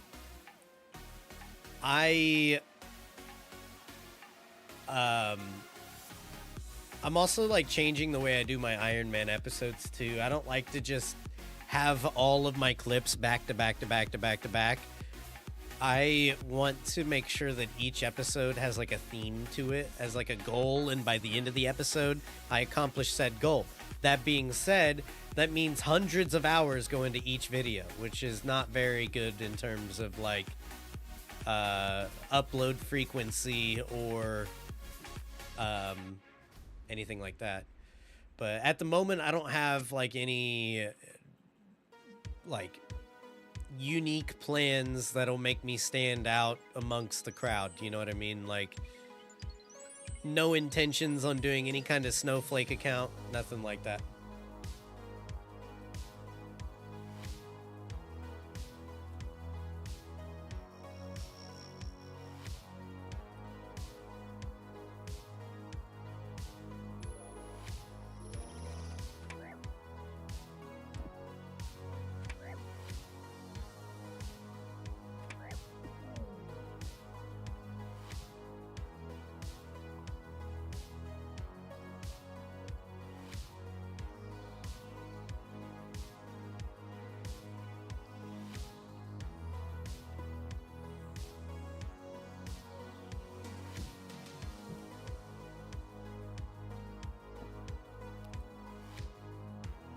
Hey, what up, Mr. Momentum? How's it going, dude? Yo, Jay, let me know how Baldur's Gate 3 is. I've been, a buddy of mine has been asking me if I would like to start playing, and I really don't know. Like, I mean, I would like to play a video game with him, but I don't necessarily want to pay for said video game if I'm not gonna, enjoy it. So, if you like D&D, you love it. That's what everybody's been saying. And like, okay, but I don't know, man. Like that doesn't secure me, I guess. I definitely enjoyed D&D when we played.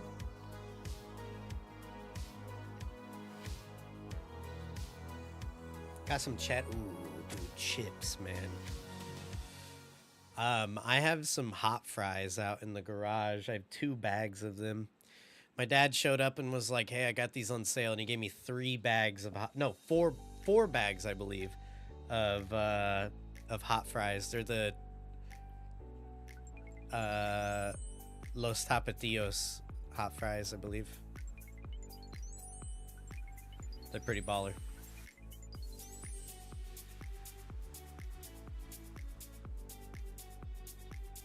Get to customize your genitalia? Hell yeah. This might be a little spicy. Yeah. Oh, these might be a little spicy? Hell yeah, dude. Yeah, we got Chipotle last night. Since the fiance is still sick, we were just like, yeah, let's go pick up food.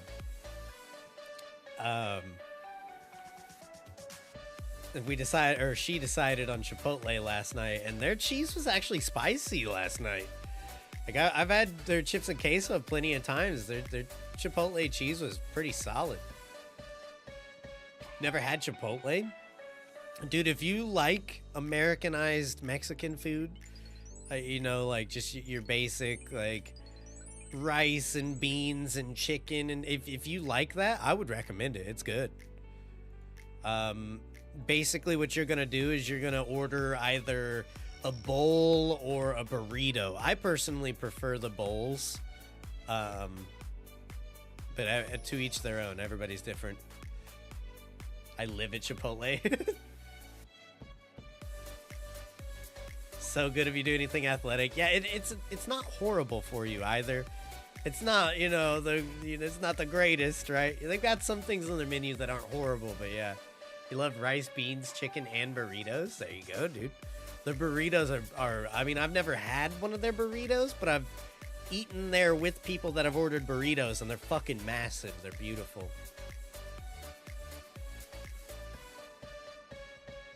Veggies and protein are solid. Yeah, it's all like supposed to be ethically sourced and shit like that too, so that's cool. If you're into ethically sourced shit.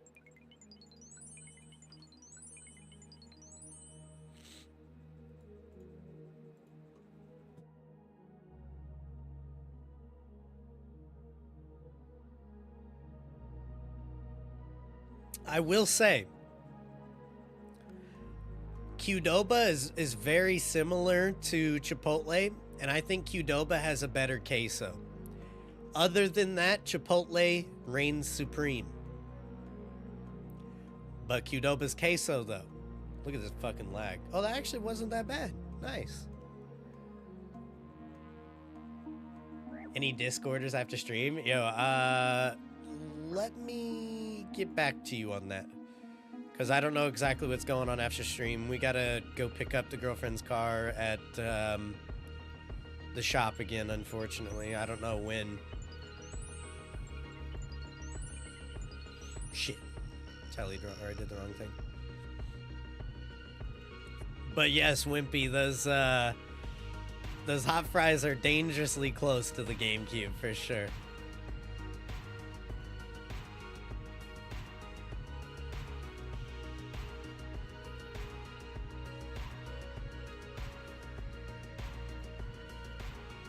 The fiance. Did I say girlfriend again?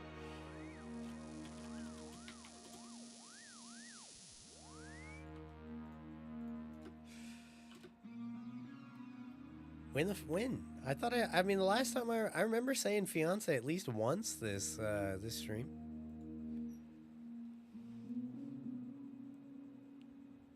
Almost done with fishing? Is that what you're talking about? Oh, with Guild Wars 2. Nice. Where are you at fishing wise? Let me see this. Ow. Hiccup. 98 fishing. You got 1,000,000 XP. And now just had the G. Oh, okay. My bad. Yeah. Yeah, I scuffed it.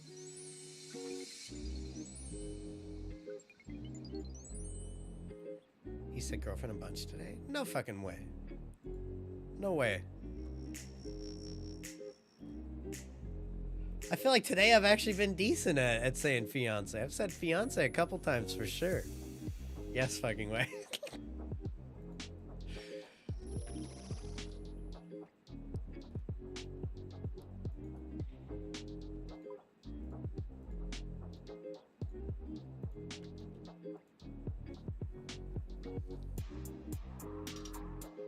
They pick up on it because they don't say that, man. That's fucked up. That's messed up, dude.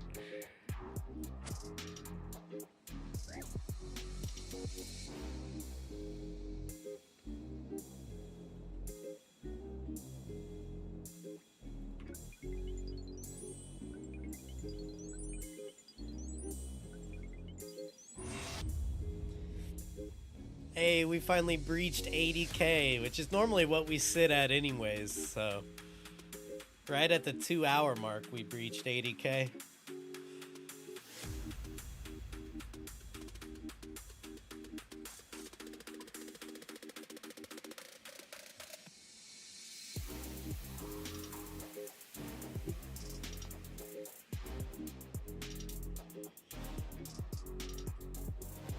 Strike first, strike hard, no mercy. I just saw that. 921K. Nice, dude. That's still a solid amount of XP, man. But, I mean, it is the final stretch. You got 1 level left. It's not bad, dude. You should do Mr. Beast title. 7 days stranded at Barbarian Assault. Yeah, I could actually do some shit like that. I could definitely do something like that because of the way I order my videos. Like I said, I want to have my videos accomplish something rather than just, being back to back to back to back to back to back to back clips. Like nobody fucking cares which Slayer task I get this time. You know what I mean? So instead of, guessing or showing all of my Slayer tasks, I show the Hydro Grind. You know what I mean? Like in the last was the last episode the Hydro Grind? I want to say it was. And the episode ends in me finishing the Hydro Grind. Wow. You know what I mean? Like who'da fucking thunk? I have a whole episode that I'm close to technically being able to finish of just wilderness stuff too. Like I won't post a wilderness related episode until I finish the wilderness. A $1 bot versus a $1 billion bot. The only issue I have with the only scary thing about that is just buying bots on with your IP address. That's fucking weird, man. That's risky. I don't want to do that.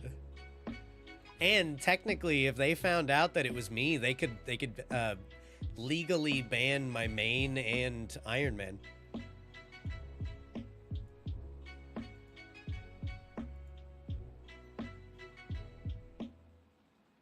Just because I wanted to check out some bots or something like that. Honestly, though, right this moment, I bet the $1 bot and the $10 million bots have about the same ban ratio, though. Spoiler alert, it's a 0% chance to be banned. 24 hours of botting will my maxed Iron Man get banned. Oof. Oof. That sounds horrible.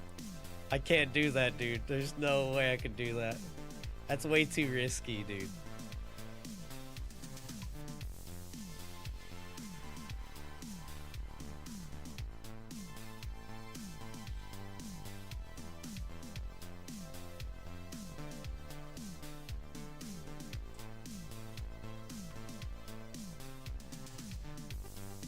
could do it if you played hardcore and you lost status. I mean, yeah, but I don't. I am not a fan of the hardcore gameplay loop. Like, there's still so much of this game that I have not done on any account ever. So I'm not trying to repeat the first 3 months of my account over and over and over and over and over again. Not yet.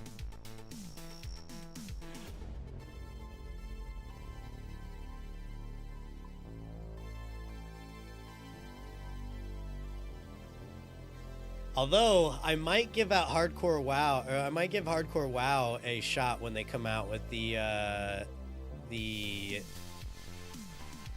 official servers. Might play it a little bit, see if I can hit 60 without dying. That being said, if I die once or twice, I'm done. So it's gonna be very short-lived. Probably just once, to be honest. Unless I die at like level 5, you know? Like, if I give it a fair shot, make it to like level 30 and die, I'm not gonna recreate an account. No fucking way. Extreme $1 billion GP game. Yeah.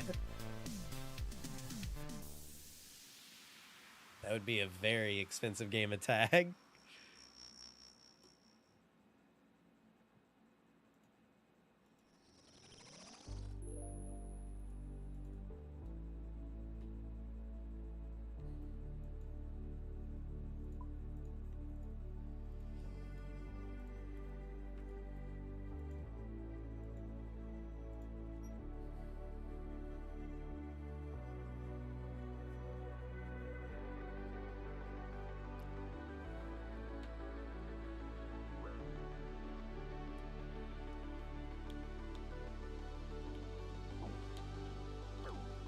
Training agility with the heaviest inventory. That's hilarious. I do need to train a lot of agility, though. A lot of agility.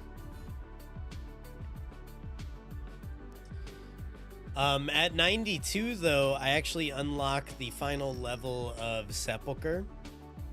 And from what I have seen, thanks to Slim, even if you're not that great at it, and I mean, I'm sure he, at this point, he was solid at it, right? Like, better than I'll be starting off, for sure. But, you know, he said he's not a god at it, and he's still able to obtain, like, a 100k XP per hour. Hey, fuck you, noob. I walked it back, okay? I realized that I basically called you noob, alright? I walked it back. Last to stop runecrafting wins 100 million GP. Oh god. How much pure essence you guys got? I mean, it's true, just hurts. No, the second statement that I said is true. You might not be a god at it, but you know, like, you know how to do it, and you're not like giga efficient, which big same. So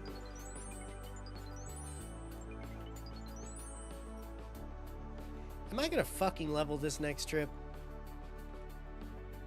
Holy shit. Ah, someone died again. Free prayer XP. Hell yeah.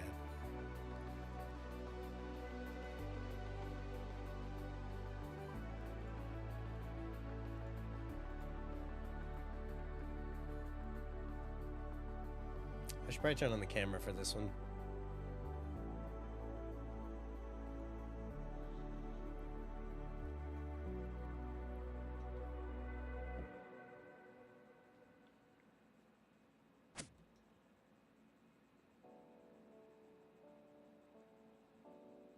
Did I kill it? What is happening? Oh, okay, there we go.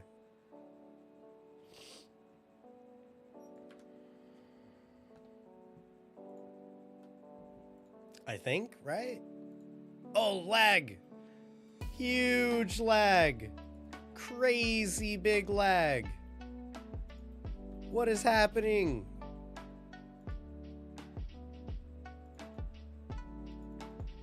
We're still lagging. Oh! Malform login packet. Okay. Weird. We're back.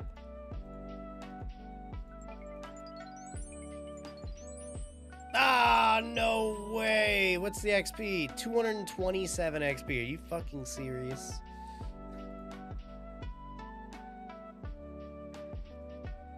Hey, what up, Umbral? How's it going, dude?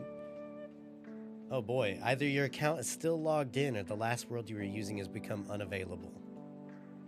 Interesting. Are there any worlds down right now?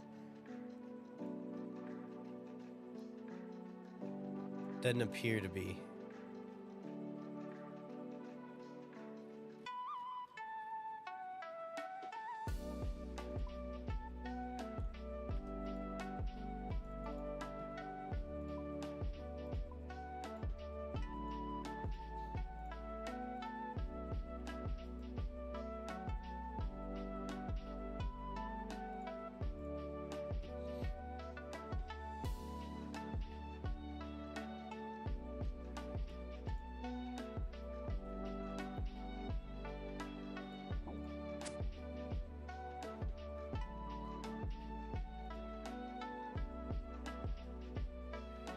Okay, here we fucking go. Finally. 93 rune crafting. Feels good, man. Now we just have another... Oh, another 10 hours before we get another level. Yay.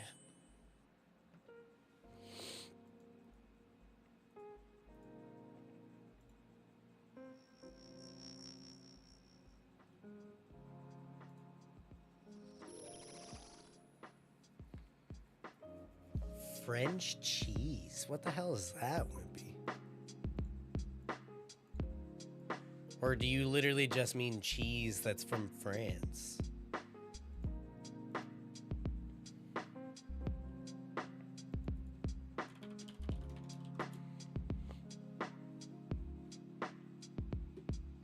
Number go up, 2245. Feels good, man. 10 hours and less prestige copium. Yeah. Ooh, brie? Okay. Or brie? Is it brie or is it brie? I've never known how to pronounce that, but it's in WoW, okay? So I know what it is. I've seen it in a video game.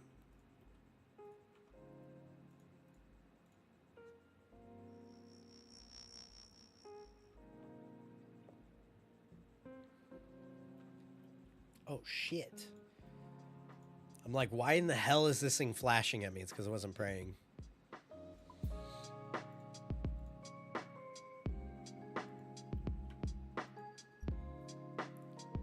First, what I said, brie? Okay, all right.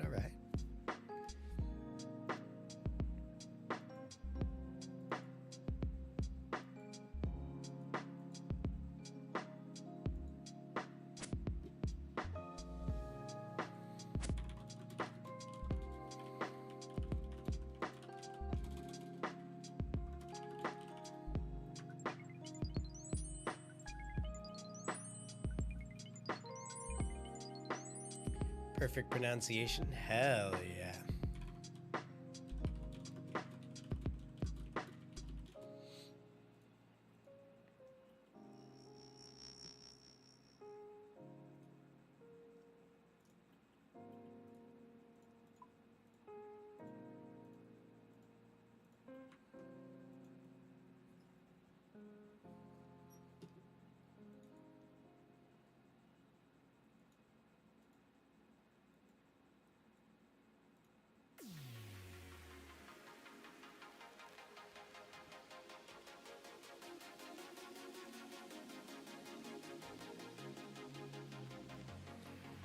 Look at these genies. It's free agility XP walking around.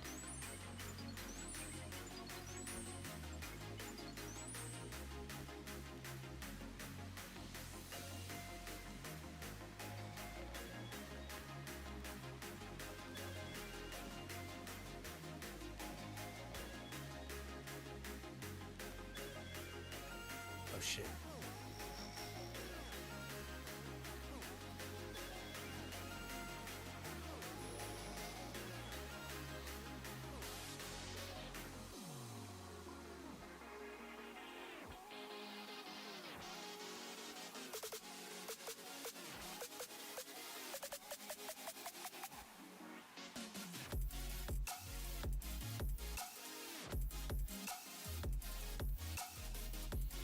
I want to look for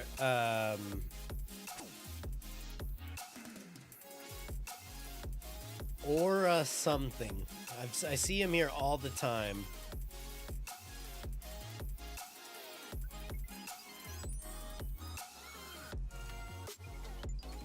I want to look up what his rune crafting level is.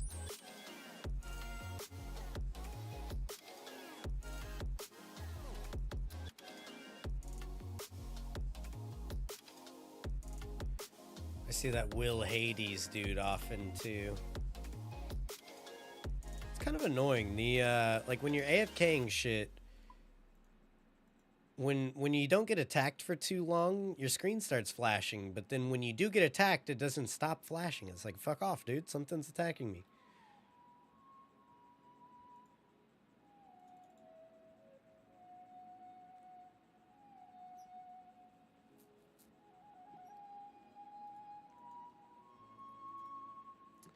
Definitely want to keep going, leveling a little bit today, because the last time I stopped as soon as I got the level, it felt pretty bad. Since I still have time here, I definitely don't want to stop. I want to keep going. Because the next time I runecraft, I don't want to be on 0% of the level, which, speaking of, 747k is how much we needed at the beginning of this level. That's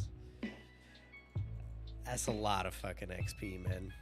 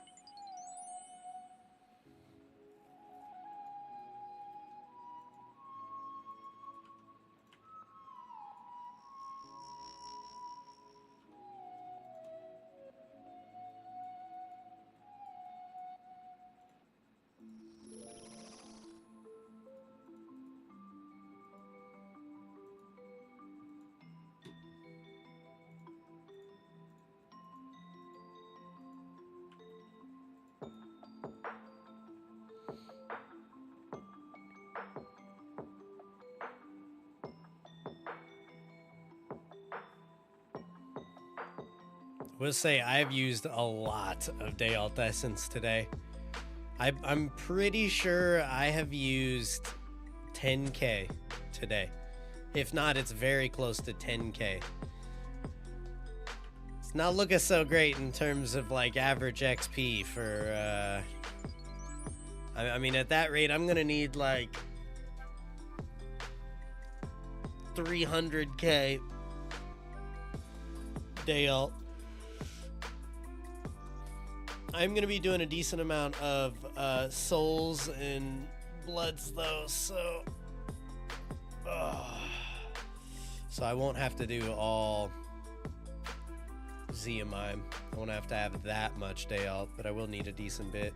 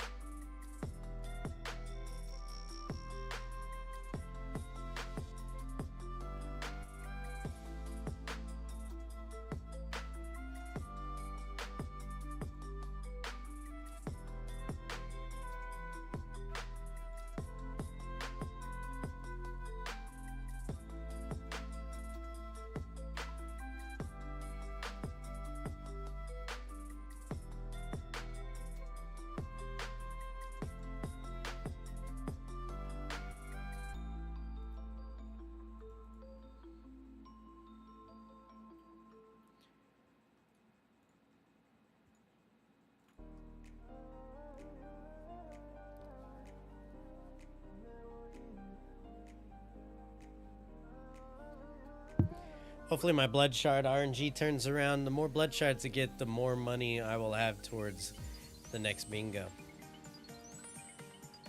Unfortunately, 2,789 Vires in.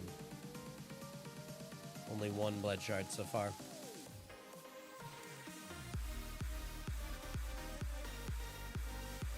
Blood shard? Yeah, that's what I said.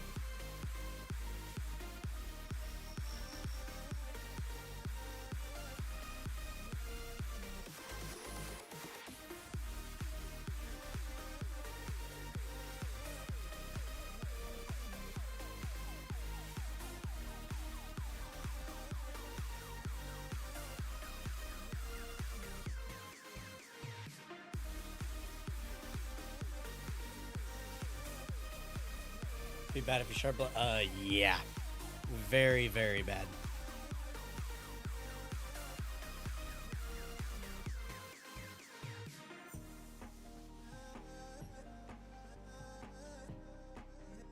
Oh my god, Jay. What the hell? Yo, who you calling nerd? Nerd?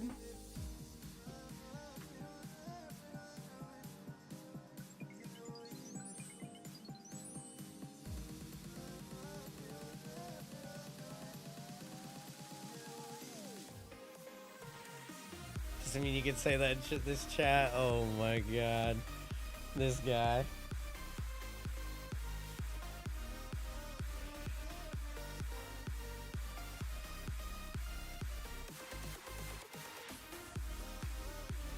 I'm a perfectly sane normie, yeah.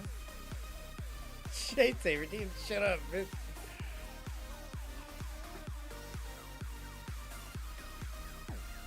Such a beautiful channel point redemption.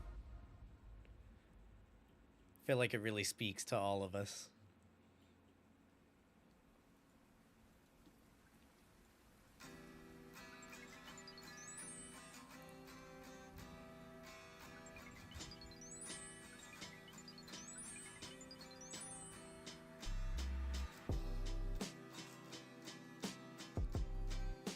JT, he scammed my channel points earlier on that one. Didn't act like you had no clue what I was talking about. Okay, if you're talking about when you typed it in the chat and it didn't work, of course it didn't work. I have my Twitch, so like the button that I click that pulls up everything from my stream, pulls up my Twitch dashboard, even when I'm streaming on YouTube.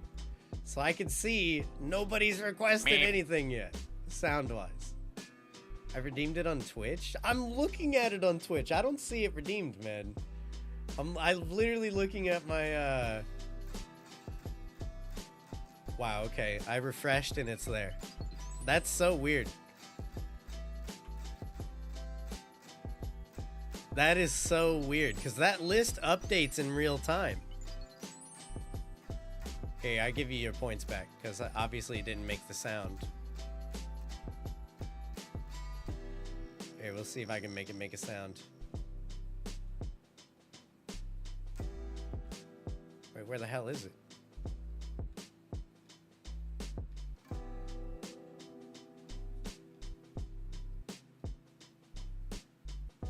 Did it get canned? Where is it?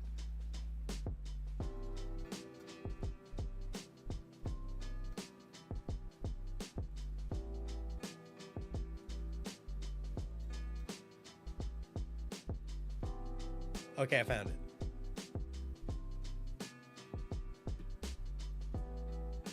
Huh. That's weird. I guess it's broken right now. Sad days?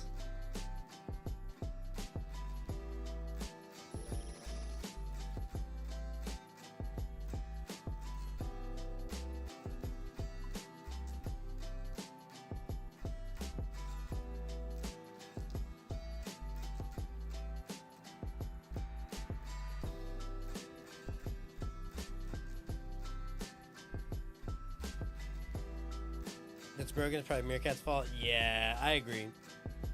Favorite redeem? Probably same, actually.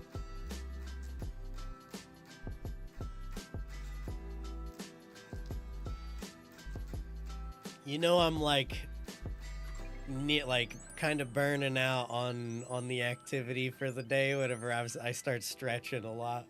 I've noticed that anytime I'm over here like stretching and like doing random shit and readjusting a whole lot, that's when I'm about ready to be done with the activity I'm doing, which it's coming up here. So maybe I hit 200K and then we go do something at the very end here or something like that.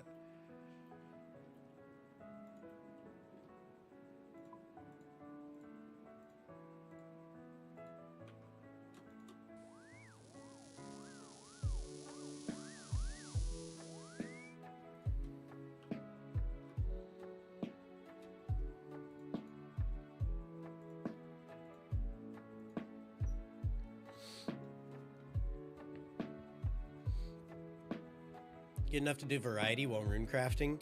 I could definitely do like soul or blood rune crafting for sure. That being said, it kind of depends on which game I'm playing because like Jedi Survivors, I play with a controller.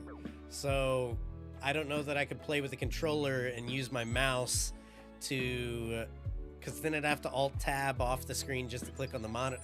I don't think I could do that. I think it just depends on the game that I'm playing. Whereas, like, if I was, like, if I wanted to show you guys mobile exists, yeah, you're right. I could literally just have mobile up on my phone. I mean, I even have, like, a, like, let me show you guys. Well, my phone's plugged in, so. Here. I have, like, a little stand that I put my phone in. It literally sits right there in front of me. Like, I could totally do that.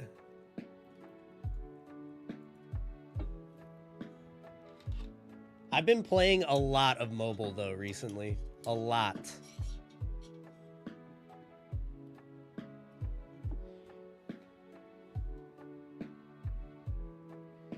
You find another game to play while runecrafting that isn't too hard on the attention. I kind of want to, I was thinking about this the other night. I kind of want to show you guys the like what WoW has been doing for like their catch-up mechanics in the dungeons.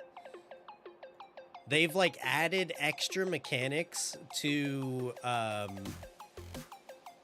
their heroic dungeons, and they've added extra loot to them. So if you want to do it on the harder version, you can be rewarded with some extra, like some better loot. It's like a catch-up mechanic. Guild Wars 2, I don't know about that, man. Right this moment, I feel like I'm stretching myself too thin to be, you know, to like continue stretching myself too thin. Like I'm already playing old school RuneScape and classic WoW, and then I like any other games that I play very likely won't be MMOs. It'll probably just be like story-based games that I could play the campaign and be done with. But yeah, maybe tomorrow I'll show you guys the mechanic or like the dungeon mechanics and stuff. Because I'm in the process of changing specs on classic WoW. I want to start DPSing instead of tanking, and DPSing will mean that I can more easily obtain some of the PvP gear required, because some of the PvP gear, now that we're advancing into this expansion far enough, some of the PvP gear is actually just PvE, like DPS gear. But as a tank, it is frowned upon to enter a dungeon and be like, yo, I want DPS gear. So I have been working on my DPS set so that I can get better PvP gear. But yeah, I can maybe do a couple of the dungeons tomorrow or something like that and show you guys.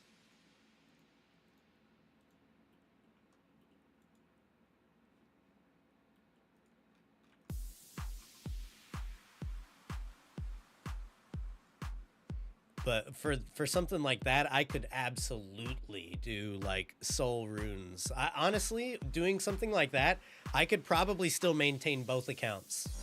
I can definitely do that while I'm not streaming. I can play WoW and maintain both accounts doing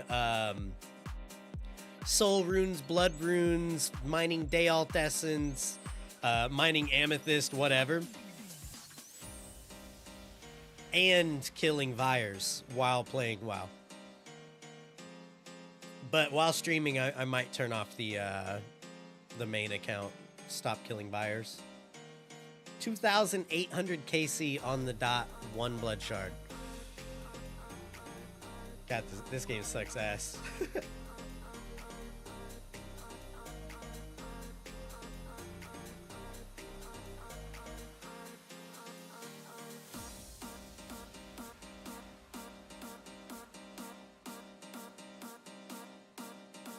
Jagex, we're trying to beef up that bingo pop, bro.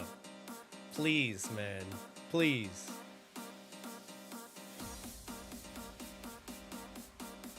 You pick up the loot random / bots ignore? Oh, yeah. Oh, yeah. That's free money, dude. Look at that tooth half key. That's not even mine. Yoink. Thank you. Thank you. No, I pick up anytime I see anything on the ground, I grab it, except for coins. When you doing variety streams again, maybe tomorrow. That's what we're talking about right now. I might do a variety stream tomorrow. Always picking up runes / rune ore. Yeah, dude. Yep. So I did the calculations earlier. Here, I'll do them again really quick. In terms of actually, we can show you calculations. Okay, so here's my loot so far from the Vyres. In terms of alkables, I pick up almost no actual GP, so that 370k, that's not included in this, because they drop in like 300 GP, right? So I don't pick that up. But we've got 1.2 mil there. Yeah, 1.2 mil, 700k, so we're at 1.9 mil. Another 800k, so we're at 2.7 mil. We'll say 2.8 mil. And then another 900k, which is 3.7 mil. And then 600k. 4.3 mil in alks, but I have 5.5 mil. Which means that I picked up 1.2 mil in items that these guys have just not picked up. And then runes. I've got 5,300 blood runes, but only 3,600 have been drops. So 1,400. No, wait. 1,700 have been literally just me picking them up. And then 1,600 death runes. Also, people don't pick up the rune bars ores, I guess. So there's a lot there too. 6 build this past year at TOA. That's fucking crazy. That's insane, dude. And that's with 0 stabs as well. Oh man, that's so insane. I did accidentally high alka rune ore the other day, which hurt my soul. But yeah, that's I'm actually still, even though I've only had the 1 blood shard, I'm still making solid money there for it being such like side monitor content. Like I look over every so often, pick up all the loot that the bots don't give a shit about, and then just continue AFK.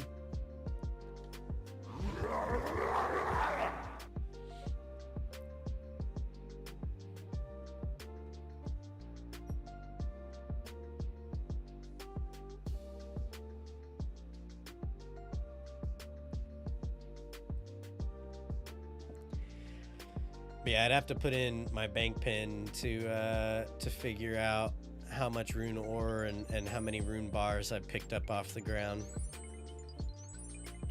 Which I could do that, but I ain't trying to do that right this second. All right, boys, that's 200k XP. I am going to stop for right this second. I'm gonna go play 1 game of LMS before we dip out of here. 1 game and 1 game only. Gonna spend most of it on Cox Mega Scales. I don't really blame you. I mean, if you've got all the extra money, fuck it.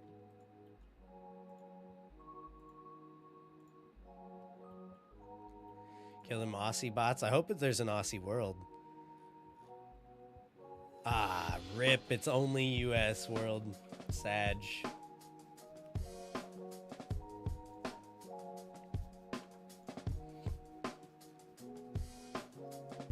375 mil from 1 hour of AFKing, 50% chance of purple in your name, 1 hour, and a coin toss. Yep.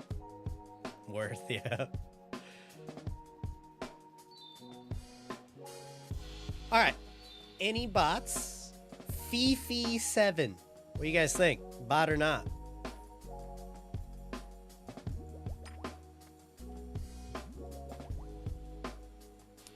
Level 53. 750 total level exactly. Look at him bonking me for a 24 with his staff.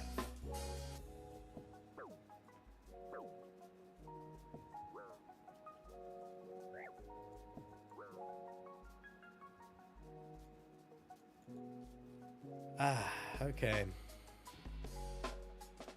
Give me an ACB. Come on.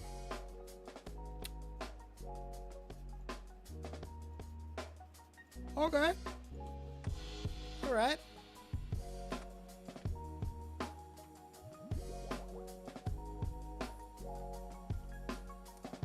No, he's gonna hit him before me. No, Iron Greg. No. Sad. Some LMS. Good luck. Thanks, dude. Eyebrow. You're mine. Your ass is about to be grass. Big bonk. Ugh. Back to back. Ugh. 57. That's beautiful.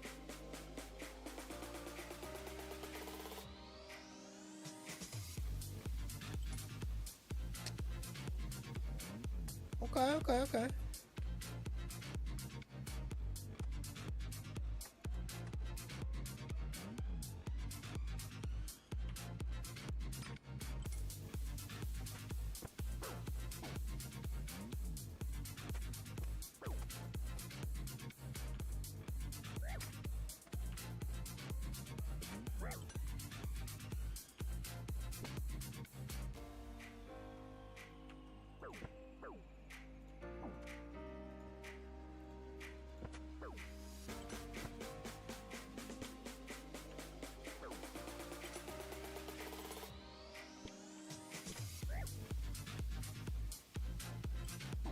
Ow. 42 smack. That's a rip. I didn't even need... I did say one game. I fucking lied, boys. We're going back in.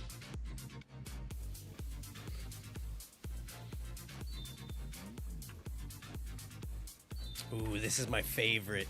We've got Israr. Holy shit, guys. Spiria 423 as well. Oh my, this could be it. Yes! Get over here, bot.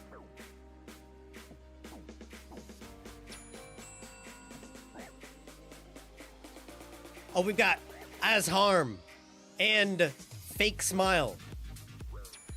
All less than 54 combat. What about this guy? The Cool. We actually got a real person. Holy shit. Whoa. I want to kill a bot. Wait up. Hold up, bro. I got you, but in like 3 minutes after I kill this bot. Man. Is he back here, maybe? I know bots chill on this side of this. Can they go back here? I've never gone back here. Oh, no, they can only go to this. All right, I guess. The Cool, whatever your name is. Oh, shit. We got 55X champions. Sup, homie?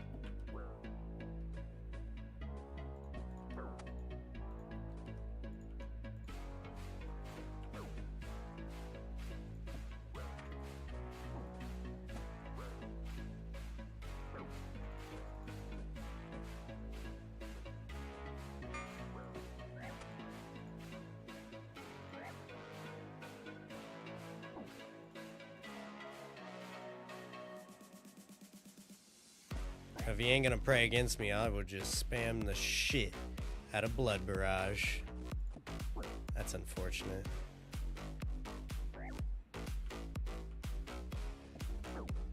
Nah.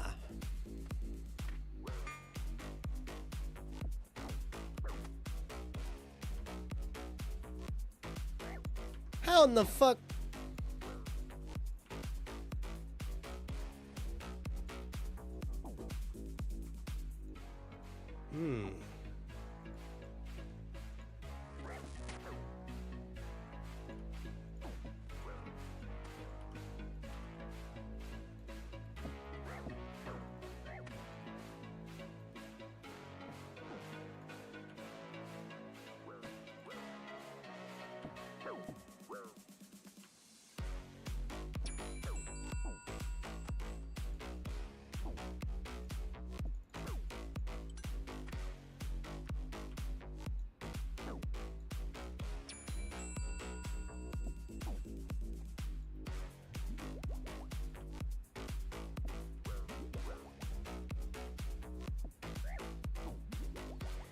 Holy shit. Oh, that was a good DDS. Eat, please. I think he's out. Oh, nice. Whoo, shit. That was big scary.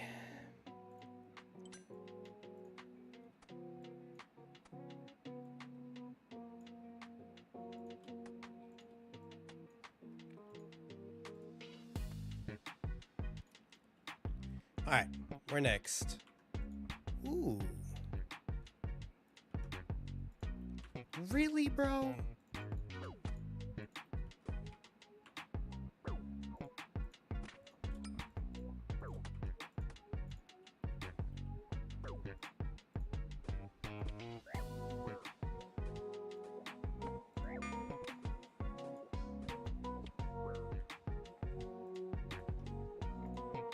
Man's about to dragon scimitar me from all the way over there. 15 through prayer too.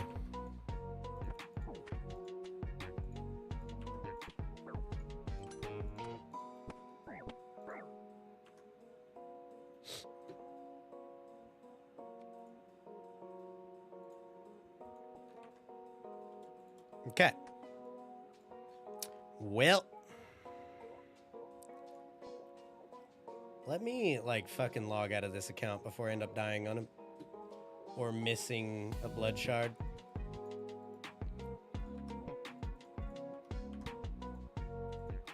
Okay. Okay, we got wizard boots and a Sears ring ranger's tunic, sure. Okay. We got a 4-way switch now. Let's move up. Oh, I can loot actually. What we got here? Oh, a light ballista. Oh, it's a beauty. Get rid of that. We don't need 2 G-Mauls. Actually, I don't even know that we need 1 G-Maul, to be honest. I should have kept my scimitar, I think.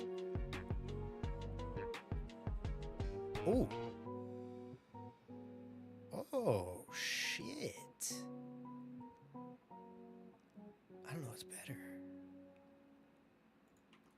I feel like I should keep this. I don't. Is Zuriel staff good? Like, I feel like people don't even use the Zuriel staff. Armadillo crossbow? No ammo though. Okay. I will hang on to that and I will look for ammo for that. Oh, HES! I almost fucking skipped that up. Okay. There it do. I think Zuriel's bis. I feel like it should be, but I never see people using it. We'll fuck around with it.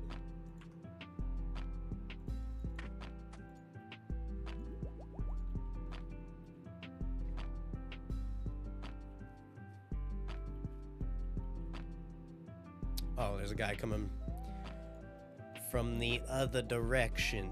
What up, fella?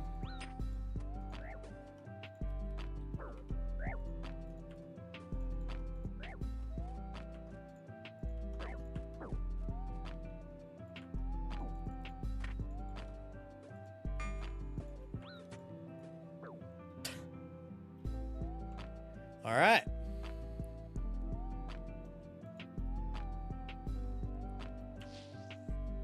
Dude had some god tier hits. They were all off prayer too, so.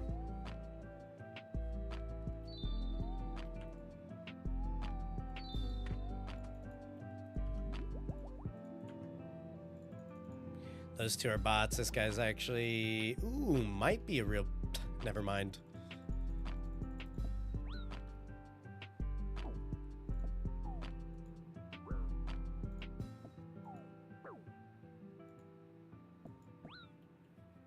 It's like gambling. Yeah. This guy's gonna kill me staff bashing me, bro. Oh my god, it's an eater bot. Thank fuck.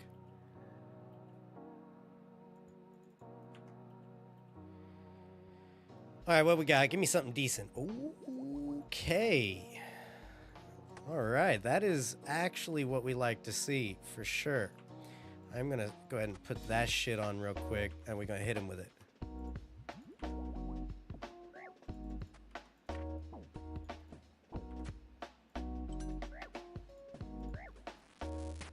Ow.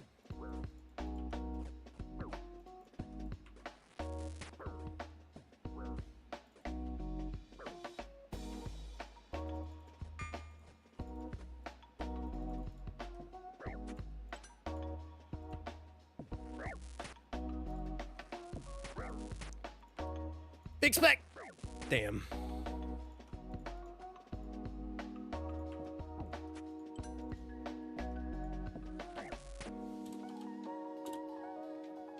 That's a big spec. Hey, we got an ACB, even though he had an ACB, and it kind of feels bad getting one. Ah, sad days. I'm gonna pick that mofo up. And I'm gonna pick up the dragon javelins too. We're gonna drop this shit far away. No one can use that light ballista now. We dropped the dragon javelins here. Any bots over here on this bridge? Nope.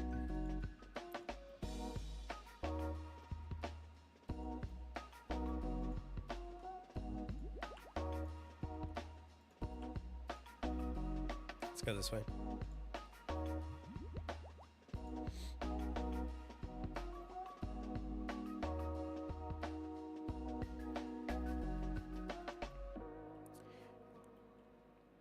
All right, for real though, this does have to be the last game, so it doesn't matter how well or bad I do.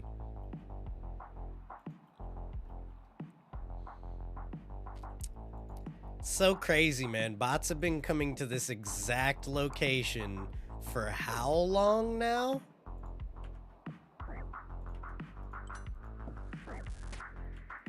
So insane, dude.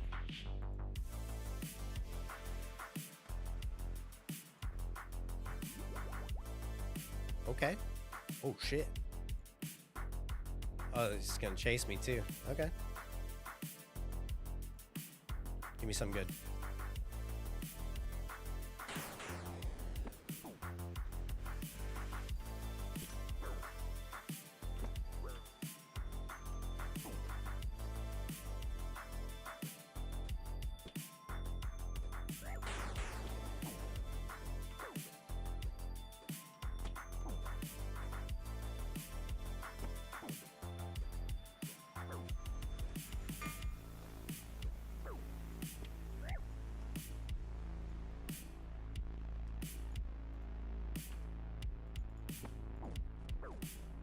I still have a fucking...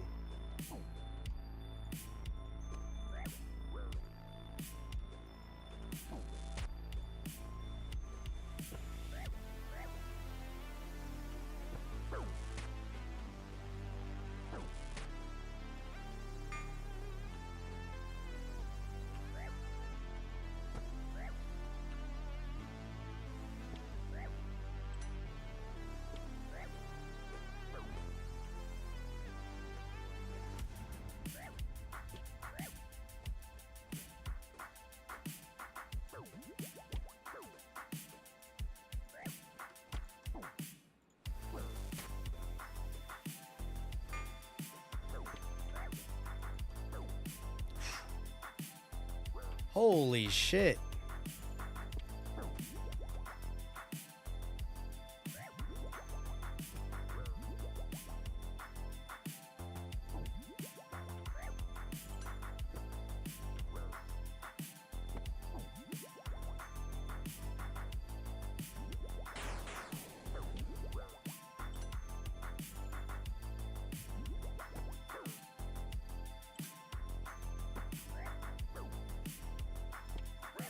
Damn it. I said another spec. Damn. Ah, it's all good. We got some points today. That's all I cared about, to be honest. All right. We got to end it here. Have a fantastic rest of your evening, boys. If you need more content, the YouTube channel, which is what we're on right now, has 248 videos. 248. That's a lot. If you haven't seen it, definitely recommend checking some of them out. There will be more to come. I have a couple that I have planned in the dock. +2 looting bags. Yeah. I don't know if I'll buy looting bags, but yeah, probably actually. I have no idea what I'll buy nowadays. I do have the Swift Blades, so I don't have any. I've green logged Ardio and Callisto, so I don't know that I necessarily need ice sacks anymore. I don't know. We'll figure it out. We'll buy something, I'm sure. But yeah, until next time, guys, thank you again. I will talk to you guys tomorrow. We'll be over on Twitch and might be doing some variety. We'll see. We'll see. I think maybe people in the chat have convinced me to try out some variety tomorrow. But yeah, have a good one, boys. Take it easy. Peace.